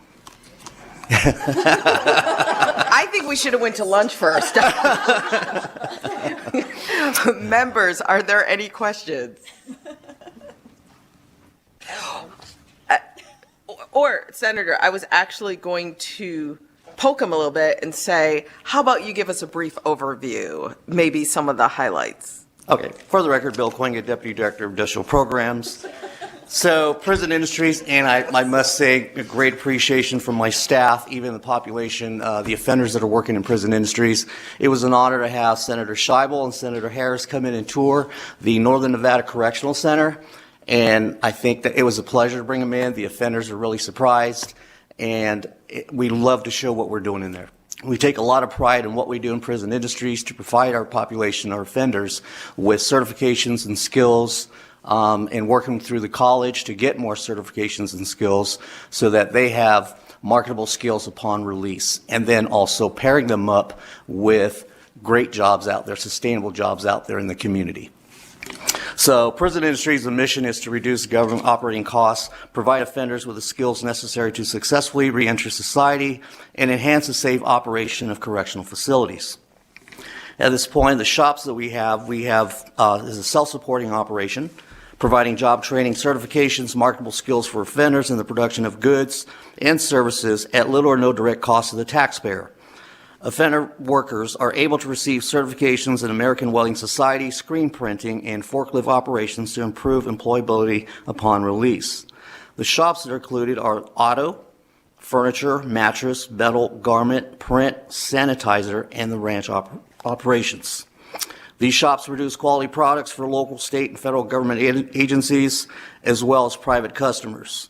In addition to providing marketable skills to offenders, production offsets government cost. Horses trained in partnership with the Bureau of Land Management, Wild Horse, and Burro Program are adopted to private owners and supply working horses to agencies including Border Patrol, U.S. Department of the Military, and other law enforcement agencies. And to add that, Mr. Pope and I are heading back to Carson after this hearing. We have a horse adoption tomorrow in Carson City at Northern Nevada Correctional Center. It starts at 9 a.m., and we have approximately 20 horses in one burro, I think. So we're excited to do that. We had News 4 come out yesterday. Current contracts that we have contracts, private enterprise, Dayton Valley Turf, who leases space up in Reno. We have Erickson Framing. We have approximately 4 up there. The number's dropped due because there's some issues with developments out there in the community. And what is this company is we take offenders from Stewart Conservation Camp who are minimum custody.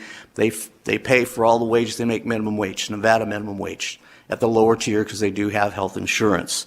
They pay for the officer's salary, but they build wooden trusses for homes and developments out there, which is a great skill. Upon release, they are eligible to go and work for this company. And they pay $17 or more an hour out there with benefits through Erickson Trust. Game Farm LLC used to be RKR, Diamond Mountain Distributors. They sort cards. That company is down here in Las Vegas. They collect all the cards from all the casinos.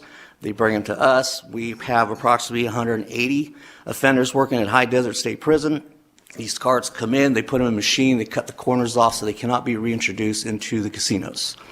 So those cards go out to the casino gift shops, Dollar General, other stores like that. And this company they keep them busy.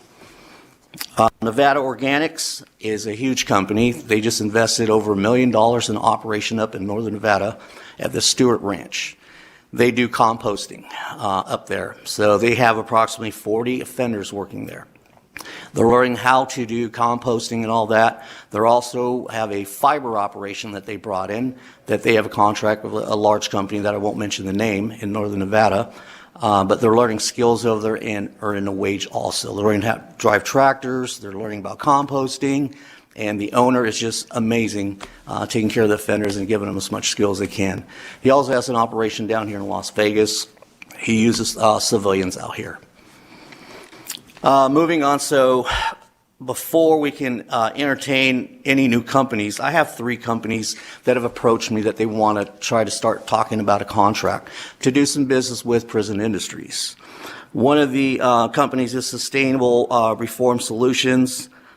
They strive to make positive changes in the communities they operate. They have training programs, but they are, what is InkForWorks? So what it is a cartridge company, so they remanufacture ink products.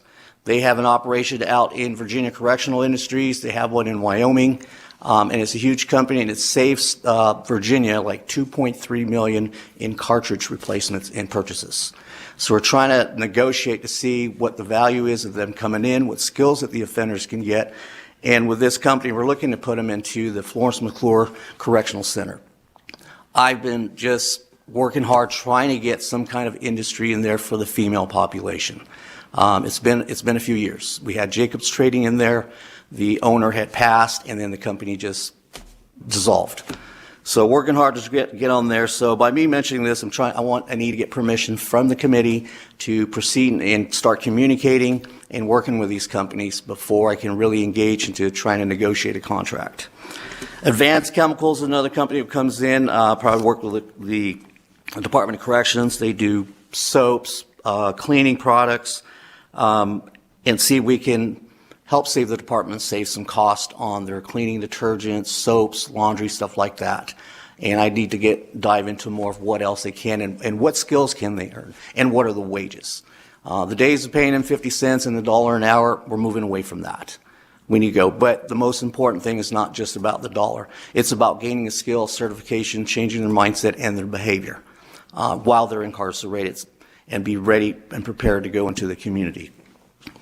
The third company that has approached me is Carson Trust. They have a parent company in California.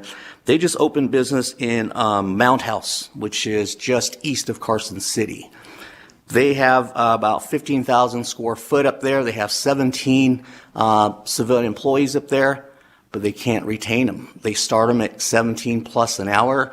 They work for a week or two, and then they're gone. So we're trying to mimic. They heard about what we're doing with Erickson Trust, so I want to meet with them and find out how we're going to do the same contract and go from there, because they pay for everything, the mileage, the officers' pay, the overtime, and all that. So I'd like to get permission, see if we go and start negotiating, maybe put a contract together, which also has to go in front of the Board of Prison Commissioners and the Board of Examiners, and also IFC, I believe. So with that said, I know under NRS 209 that we must do an impact analysis. So the impact analysis, because the mission of Prison Industries is not to take business away from the private sector, and that's very important to me. We're not taking jobs from the private sector out there in the community. So we would do a study with Dieter, Governor's Economic Development, and Organized Labor.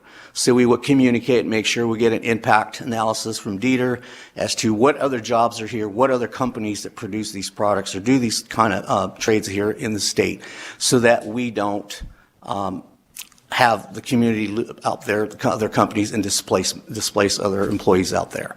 It's very important to us in our mission in Prison Industries. Currently with our offender labor, I'll go into the industry part of it. Current workers as of 1/31 of 24, we have approximately 437 offenders that are working. It's been really tough to try to get a lot of offenders into the program as they are going home sooner than later. They'll come in and then next minute their sentence is just shortened with the time credits and all that. So we have a classification, there's an administrative regulation of the criteria and qualifications to work in Prison Industries. As of January 24, 119 Silver State Industries offenders work and made at or above federal minimum wage. Per SB 416, the CIP wage assessment, these jobs positions will continue to contribute to the cost of room and board through the wage assessment. All other positions will not have a percentage contribution toward room and board.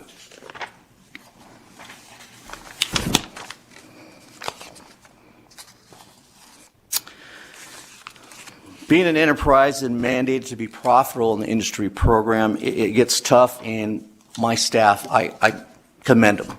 They work hard. We're a small group, but staff statewide really work. They're dedicated and working with the community, working with the offenders, and out there. We're kind of struggling a little bit with our retained earnings.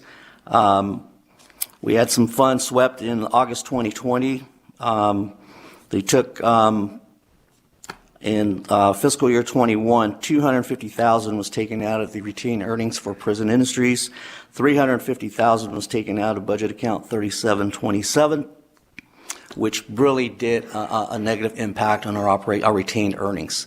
We must build and maintain a comfortable retained earnings to keep the operations. If we don't, we will not exist.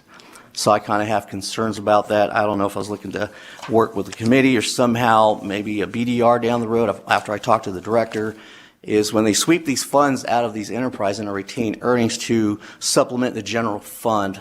I don't know if there's a way that we can put a bill together, something where they can replenish that when they become whole, because we're generating revenue. We don't get any general tax fund dollars, but they come in and sweep it, and then we're left and we got to build it again.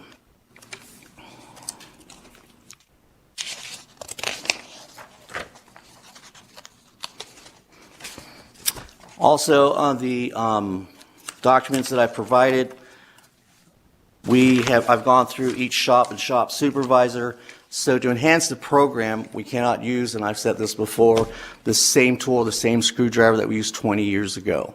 We've got to get with time and provide tools and equipment and machinery for the industry programs, and it benefits our offenders that are working in that program, so that when we have new equipment and machinery in there, when they get outside and work for a public or a private company, that they're not standing there looking at this machine like it just dropped out of space.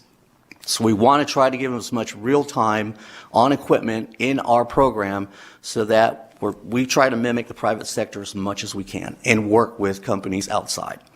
So also towards the end there, the back pages, that's a request to expend approximately $599,000 out of our capital improvement fund to enhance our program, and that's what that fund was dedicated for, to enhance the program of prison industries programs for tools, safety, security, and so on. With that said, that's all I have, and I'm open for any questions. Thank you. Seem to be a lot more than you led us to believe. Yes, ma'am. My first question before we go to member questions is when you're asking the committee to approve, and I just want to clarify that you're referring to us as the Joint Interim Committee. Yes. That based on what's in the NRS, we would be the ones approving the go ahead to move forward with these programs.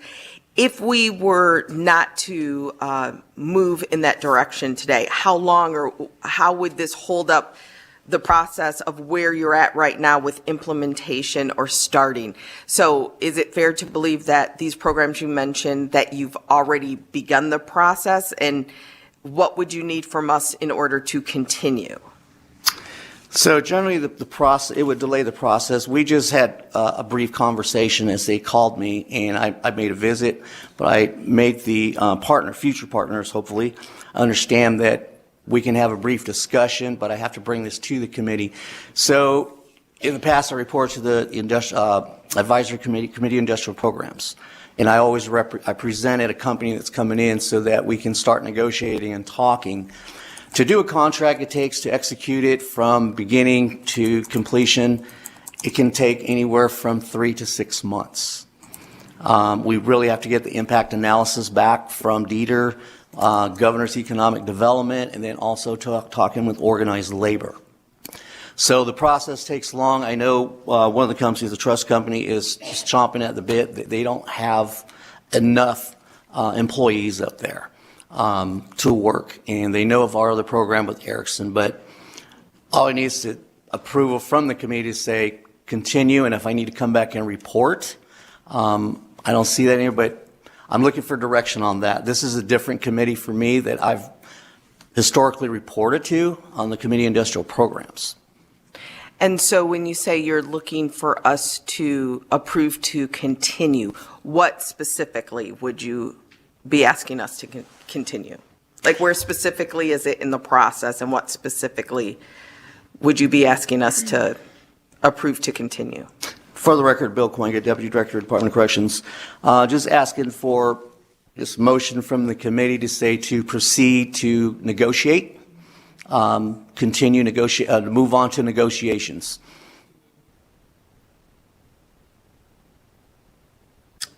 Okay, thank you. Right now, we'll move to a question from Assemblywoman Hanson. Thank you, Chair, and thank you for being here. I had a question on your slide, I think it's on page 5. Let me double check here. And it was in regards, the chart shows the farm sales and the wild horse boarding. I was curious on the wild horse boarding, those figures, just to understand who's getting the money. That's money you're receiving for boarding the horses. Who's paying that bill, if I understand it right? Are the feds paying the state this bill for the state boarding the horses, or are we paying somebody? For the record, Bill Coinga, Deputy Director, we have a contract with BLM, and I'll defer to Justin Pope, who is the ranch manager that oversees that program. Justin Pope, Prison Industry Supervisor 2, Ranch Manager. That's correct. We have a contract with BLM in which they actually pay us to house and feed horses, care for the horses. We do processing, shipping, adoptions, and other things that are within our contract. And then we also do our training program through there, which we're also paid from BLM. So that's what you're seeing there's revenue on slide 5. Okay, thanks for the clarification. So it's federal dollars coming to the state to board the wild horses then. So thank you.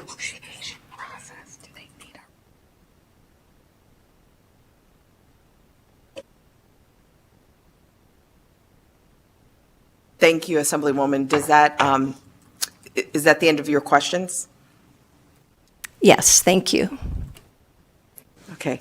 Members, are there any other questions? Okay, we're going to take a brief pause right now. And that brief pause means no one leave or move or do any, you can move, just don't do anything. So we're just taking a pause, not a recess.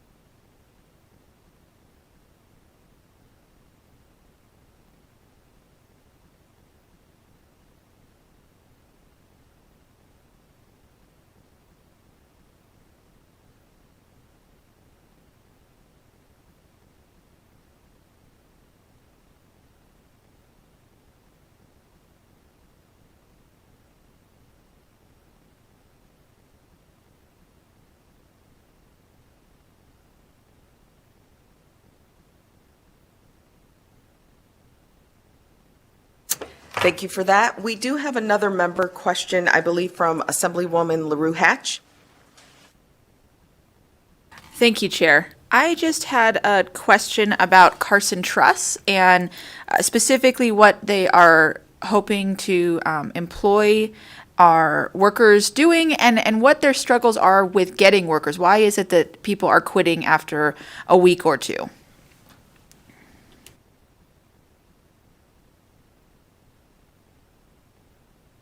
For the record, Bill Quenga, Deputy Director for Industrial Programs, Department of Corrections. If I understand the question correctly, is what skills are we going to provide and what they want us to engage in to partner? That is correct. I guess it's a two-part question. That's the first part. The second part is there something going on with the working conditions or with the distance or with the pay that is causing them to not be able to retain workers? For the record, Bill Quenga.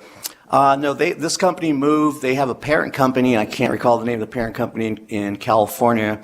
It's a large parent company. They've been doing this for years. They just set up operation September of 23 in Mound House, Nevada, which is just east of Carson City. They were seeing that there is a lot of development going on in housing in Nevada. So they set up shop in Mound House, Nevada. And they were just struggling, like many other employers out there, to getting employees that will stay. They're just coming in, get a paycheck, and then they're gone. So with their company, they need to stabilize because they have large developments, these homes that are popping up all over the place in northern Nevada, that they need a sustainable workforce, and they want to use us, as other employers have also reached out to me because they're having issues of not only get employees but retaining employees out there. So it's a win-win for them and us to go out there, and they would earn a wage, they would learn a skill, and then upon release they'd work there. And it's another opportunity for some of our minimum custody offenders that are out there to get some employment. And if I may, the skills that they are working on, I don't think I heard the answer to that part of the question. Okay. For the record, Bill Quang, the skills is a carpentry skill, so they operate a CNC machine out there. So a lot of your homes have these huge trusses on the peaks of your home developments out there. They manufacture, and these have to be built. And they have to be engineered. So they have their own staff there that do the engineering for it, and then they get all the takeoffs and the designs from the working with the home developers. And a lot of these homes that come out, a lot of them are pretty much cookie cutters. They're all the same peaks and maybe different square footage. But they would learn how to operate these machines, put these wood frames together, push them out, stack them, load them on the trucks. They have their own trucks that deliver these to all the job sites. So there's also an opportunity for them as they get out, and we're also working in prison industries to try to bring in, as working with Justin Pope next to me, we're looking at working with DMV and talking about trying to start up a CDL program for these offenders down at the camp so they can get their CDL license. And they can probably do some deliveries and work with these guys when they get out. I know the compost company that we have, they have approximately 30 trucks that come in daily from Fernley into Carson City that deliver fiber. The fiber comes in, they have to dry it for this company. It has to be 10% or less in moisture content. But what a great partnership that would be if we can get a CDL program, get these guys licensed up. They would drive the vehicles back and forth from Fernley and back, and then stay at the night at the camp. I hope that answered the question. Yes, thank you. Thank you. Members, any additional questions? Not seeing any. I thank you for your presentation, and we will go ahead and close this agenda item. Thank you. Thank you. We have our next agenda item. We have two more agenda items. Our next one is, wait, I'm on the wrong page. Okay, so our next agenda item is agenda item 12, which is a discussion by our advocacy organizations of their involvement in the implementation of corrections-related legislation enacted during the 2023 legislative session. We have Nick Shepak, the Deputy Director of Fines and Fees from the Justice Center, and Jody Hawking, the Founder and Executive Director of Return Strong. I believe you have two separate PowerPoints, is that? Or just one PowerPoint? Just one. It'll be just the one. Okay, thank you. So when you are ready, please proceed. Hello, thank you, Chair. Committee members, my name is Nick Shepak, S-H-E-P-A-C-K. I am the State Deputy Director of the Fines and Fees Justice Center. This is my first time at Grant Sawyer, as seen on TV, only for me, believe it or not. Thank you for having us. We're going to try to be brief here and get through our updates on the legislation from our point of view and how implementation is going. I'm going to start with SB 416, which was our cost of incarceration bill. And we have some numbers to start, and these are a very conservative estimate, but since the passage of this bill, we are saving families over $1.1 million a year. We expect with the continued work, and when we really dive into these numbers, that number will go up significantly. So you really have put money back in the pockets of Nevada's families through this reform. You see here a list of fees that were eliminated from that bill, many more than we may have even thought of. There was more copays than we knew, including copays for prosthetics, which have now been eliminated and really have helped people a lot. As the director mentioned, we are working closely with them going through the 233B process. The director and Deputy Director Shea have been absolutely excellent in working with us on this. As I mentioned, we're going to put caps on all of the fees that they can charge.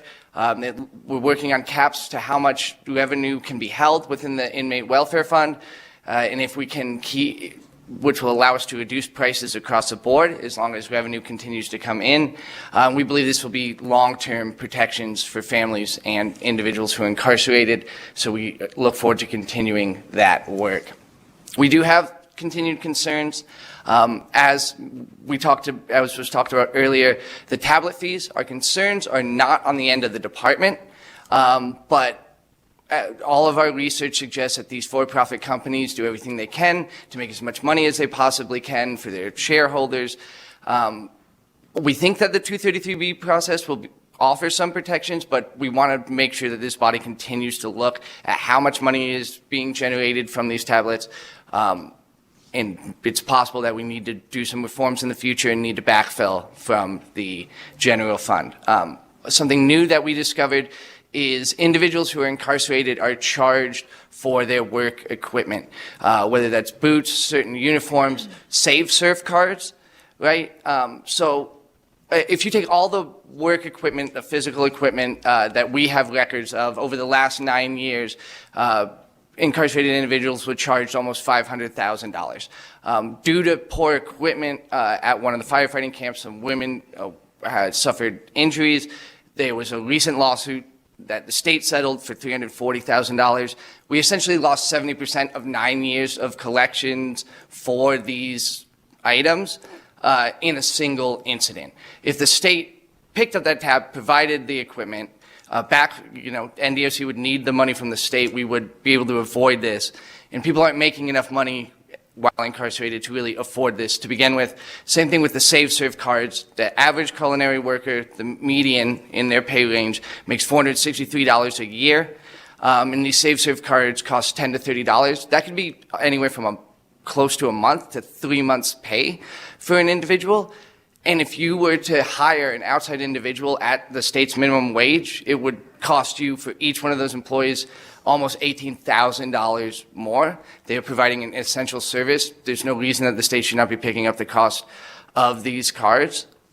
And so that is a new concern that we're bringing to you. Another concern, again, something I think we're going to be able to address for this 233B process, but we want to make you aware of, is that since 2022, over 100 commissary items have increased by 18 to 20% on average. This is hurting the reforms we're doing on the hygiene items because it's essentially erasing the markups there. So we hope to work through the 233B process to address these costs, but most of these costs are coming from the commissary provider, but we are seeing pretty large increases way above inflation of cost for items in NDOC. And then, again, we are always concerned about debt upon release. People are being released with large amounts of debts. The collection rates are in the single-digit percentage, but these people are being sent to collections. It's hurting their ability to build credit. You saw the wonderful individuals who came here and spoke today. It just makes it so much harder for them to do this if they owe the state money when they're released. So, kind of went over the recommendations, but essentially we need to continue to work with NDOC stakeholders to identify those line items that should be paid for by the state. We need to pay for them.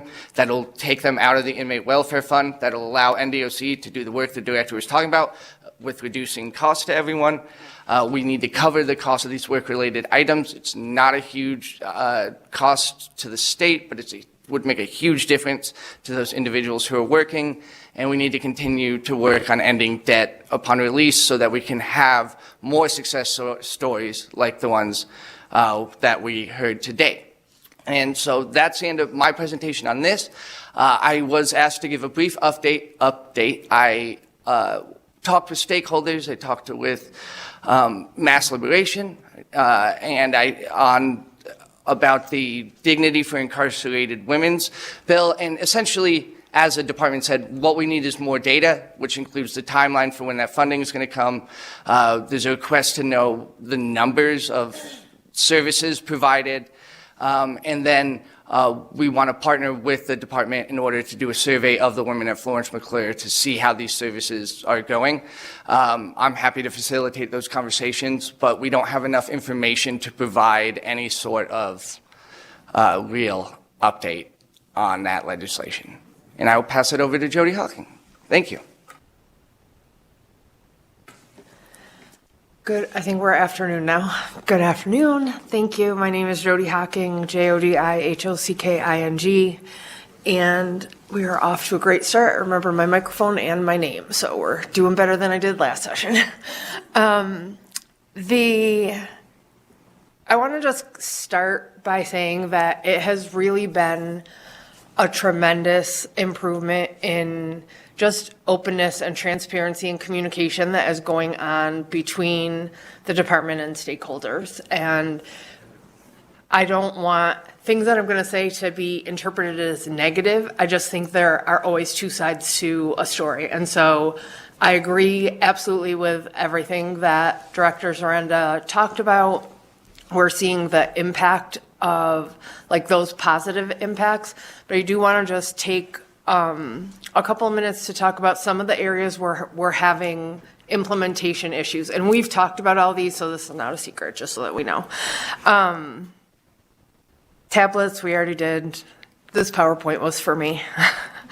As far as protecting visitation with AB 452 and SB 351, as the director said, we have created a joint committee of NDOC senior staff, associate wardens, and stakeholders representing all of the facilities. And we are collaboratively writing updated visitation administrative regulations. We had directly impacted people who are in prison as well as families. We had feedback from members from Mass Liberation Project, and we kind of pulled all of that together into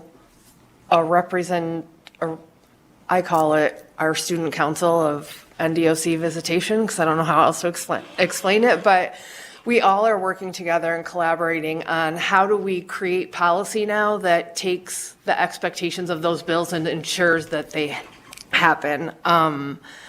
We're doing good, that's in process. Ombudsman, as he said, we're just waiting on language and then the administrative processes that needs to go through.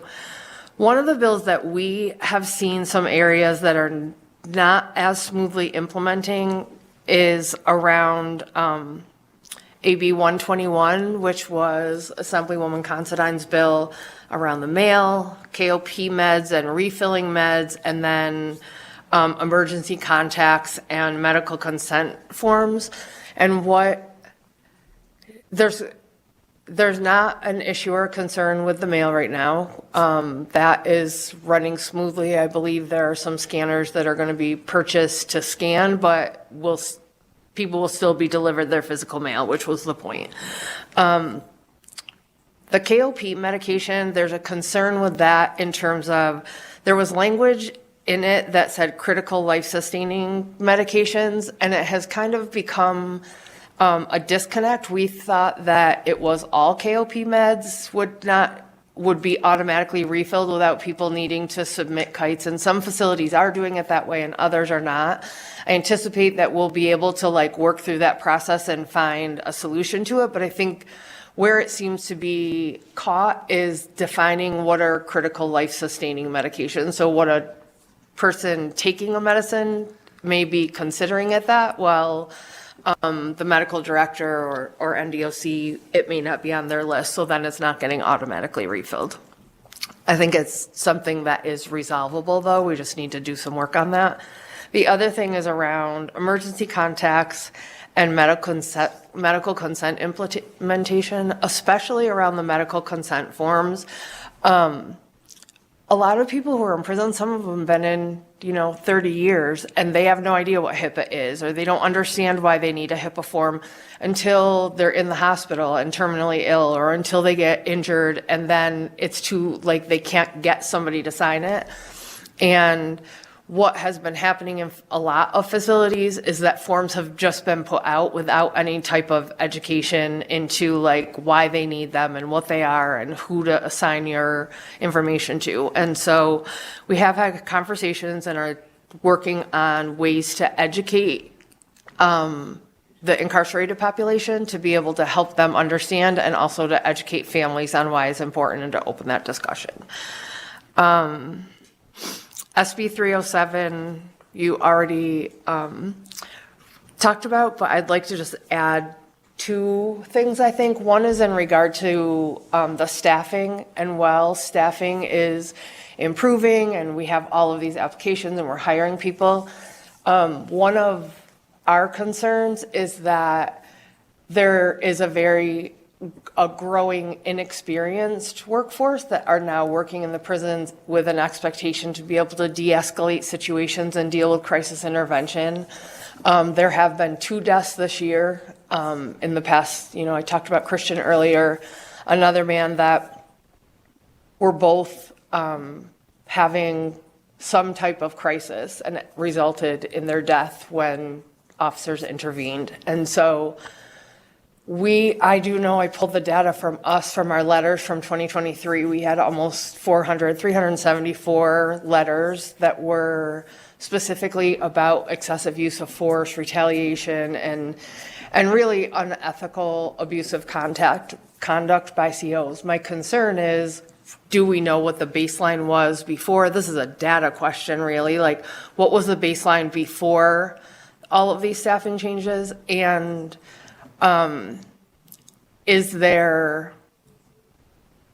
we going to see patterns of increase? And so we are tracking. I didn't bring 2024, but we are going to track quarterly from our letters, and think that this is an important area that we need data collection on in order to see how that happens. Sorry, I need my glasses now.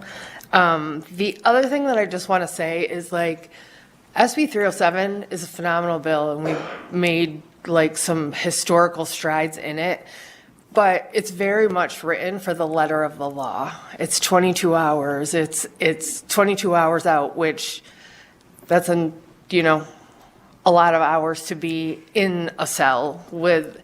And so across the country and in alliances that we're working on, it's really getting to kind of the root, or the heart of the matter, which is really what Director Zarenda was talking about also, is how do we become a state that doesn't use solitary confinement, and what is the definition? Is a lockdown solitary? Is it ADSEG? And so I just want to be clear that we are super ecstatic about the work that did happen, but we think there's a long way still to go. So I don't ever want it to seem like, yeah, we're done with that. Check mark for us. And then, I don't have to say this one because everybody else already said them. I think I had one more thing I did want to say though. This isn't about past legislation. I'm gonna be super quick though. I think when we make change across the board, whether it's in prisons or social movements or any of those things, language matters, right? That's why in the disability movement, we stopped using certain words. We stopped saying inmate and switched to offender. I mean, I say people just to confuse them sometimes. No, I'm just kidding. It wasn't any of you. But one of the things that has been something that's been discussed among families and in our cohorts are the difference between prisons and correctional centers. And it really is rooted in cultural change, right? Of how do we look, what is the purpose of prison? If prison is intended to punish and be punitive, or are we looking these conversations we have all the time really lean more towards correctional, and there's programming available and people are treated humanely, and we make sure they have enough food, and hopefully quality food that has good nutritional value. And so I know that it is something that is being talked about a lot, not just to be a word change, not just to be okay, Ely is now a correctional center instead, but to also back that up with the cultural changes that would be required to make a commitment to that. And so I just wanted to say that it's something, I don't know if I've ever heard it discussed, or I don't think I've ever said it, but I think it's something that in the course of when we're talking about language and incarceration to think about. And I just want to give a shout out for Mass Liberation is actually hosting an event that is an educational event so that people can look at like how are those types of cultural changes happening in other places around the US and in other countries. And so it's a webinar on March 5th. That's all I've got to say. 10 to 12, I'll send you all an email. That's the fastest I ever talked, just so you know. Thank you for that. Members, are there any questions? I just have one question going back to the Women's Dignity Bill, and I meant to ask it when Director Zarenda was presenting, but has there been any consideration or contact or reaching out to additional public grants that are available, or even some of the programs when it comes to providing like mammograms for women? We know that there are programs where they actually do mammograms right there in like trailers and vans and stuff like that, that they're mobile. Maybe contacting them and having them come out, as well as medical students. I know that when I toured one medical school here, that they do practice on, I hate to use the word practice, but they gain their experience on volunteers when it comes to providing pelvic exams and pap smears. And so just, again, we know that students need hours, they need to gain that experience. So have we tried those avenues as well? Because I think we can all agree that while there's a financial process we have to go through, a person experiencing any kind of health issue doesn't have 6 or 9 or 24 months to wait. So could you respond to that? Yes, Madam Chair. Deputy Director Shea, Nevada Department of Corrections. We're working very closely with external partners. Dr. Williams, who joined us a number of months ago, who's overseeing our medical program, is working closely with our staff and my staff and the director to partner with CDR is the company. We just recently started bringing in mobile clinics and mobile vans, and all these things are starting to happen. And we're working with partners and things. However, one of the things, from my perspective, is just making sure the funding sources are there so we can make sure we can pay for things, and we're working really, really hard on that at the moment. So thank you for the question. Thank you for that. Members, any additional questions? All right, not seeing any, I will go ahead and close this agenda item. Thanks so much. Thank you for your presentation, and thank you for the department's continued, we would say from here, it is an expectation to work with stakeholders and impacted communities. So we appreciate your openness to continue that work together. With that, we will move on to our last agenda item. I know my personal goal was to finish by 5 p.m. today, so. You did.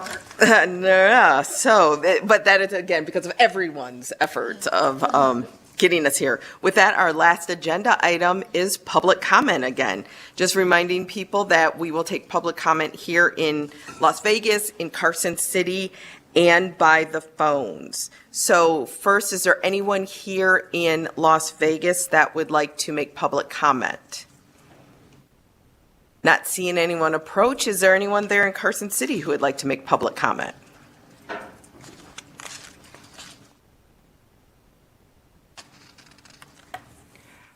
Tanya Brown, TONJA, BROWN, Advocates for the Inmates and the Innocent. Good afternoon, Madam Chair, members of the committee. I just want to say thank you to all the presenters. They did such an excellent job on presenting today. Wonderful. I'm going to bring up some things that were discussed, and I just want to give you the creative idea of me and dealing with possibly NDOC. And that was dealing with the Department of Indigent Defense Services. This has actually been this has been a long ongoing problem for decades, trying to find housing, getting people out there. And so housing is a must in order to bring a candidate to work in the rural counties. Finding homes, would it be possible for you to consider the following? One, that NDOC have offenders who have become paralegals and are very knowledgeable in the law. Some of these offenders have been released and are now working with attorneys. They have some offenders who've been in there for years. They'll never be released. but perhaps that they could be given the opportunity to, should they be released, go out and work in the rural areas, helping the public defender, thereby freeing up the attorney's workload. Also, funding a program within DOC to obtain a paralegal degree, and those that have a degree be able to work within the institutions to help the public defenders with these cases and on the appeals and working on the appeals. We believe offenders would be interested in doing something like this. They are incarcerated, and the opportunity to move to a rural county when they are released, this would be something I think a lot of them would be interested in doing it, especially if they've been in for a long period of time, because they're not, they don't know how to adapt coming out to a new world, basically, and it might fit them perfectly. Having NDOC set up a work camp that would be able to set up housing on state property throughout the state, and that they could build or set up for housing for these individuals and their staff. And I'm not sure, but does Nevada allow ex-felons to become attorneys? If not, maybe that should be changed as well, because you have attorneys that commit crimes, and the bar will take their license away for a period of time, but they're able to get their license back. So why shouldn't we be able to do this for inmates or for the offenders coming out, if that's possible? The Susan G. Komen Foundation, I don't know if the Nevada Department of Corrections still has the Race for the Cure. It was open to all the institutions where money was raised. Why can't the Susan G. Komen Foundation bring in their breast mobile, into the women's facility and give free breast exams and mammograms at that time? I can tell you that thousands and thousands of dollars have been raised by the offenders over the years, and that money was sent and given to the Susan G. Komen Foundation. I've been present at some of these awards by NDOC over the years, and I don't know if it still continues, but that's another area. And then the Board of Prison Commissioners meeting in March, dealing with the administrative regulations. Whenever they do a administrative regulation, you'll always notice that it says a temporary regulation, so it's subject to change. So if you're going to create laws dealing with NDOC, try to enforce it so they cannot come back in 10 or 20 years, or when you get a new Board of Prison Commissioners, and have it changed and make it mandatory. That can never be changed. It's not going to be listed as a temporary regulation. I think that's it. Thank you. Have a great day, or weekend. Thank you so much, Ms. Brown. Is there anyone else there in Carson City that would like to make public comment? Not seeing anyone. Broadcasting, will you open the lines? Thank you, Chair. If you would like to make public comment today, please press star 9 now to take your place in the queue.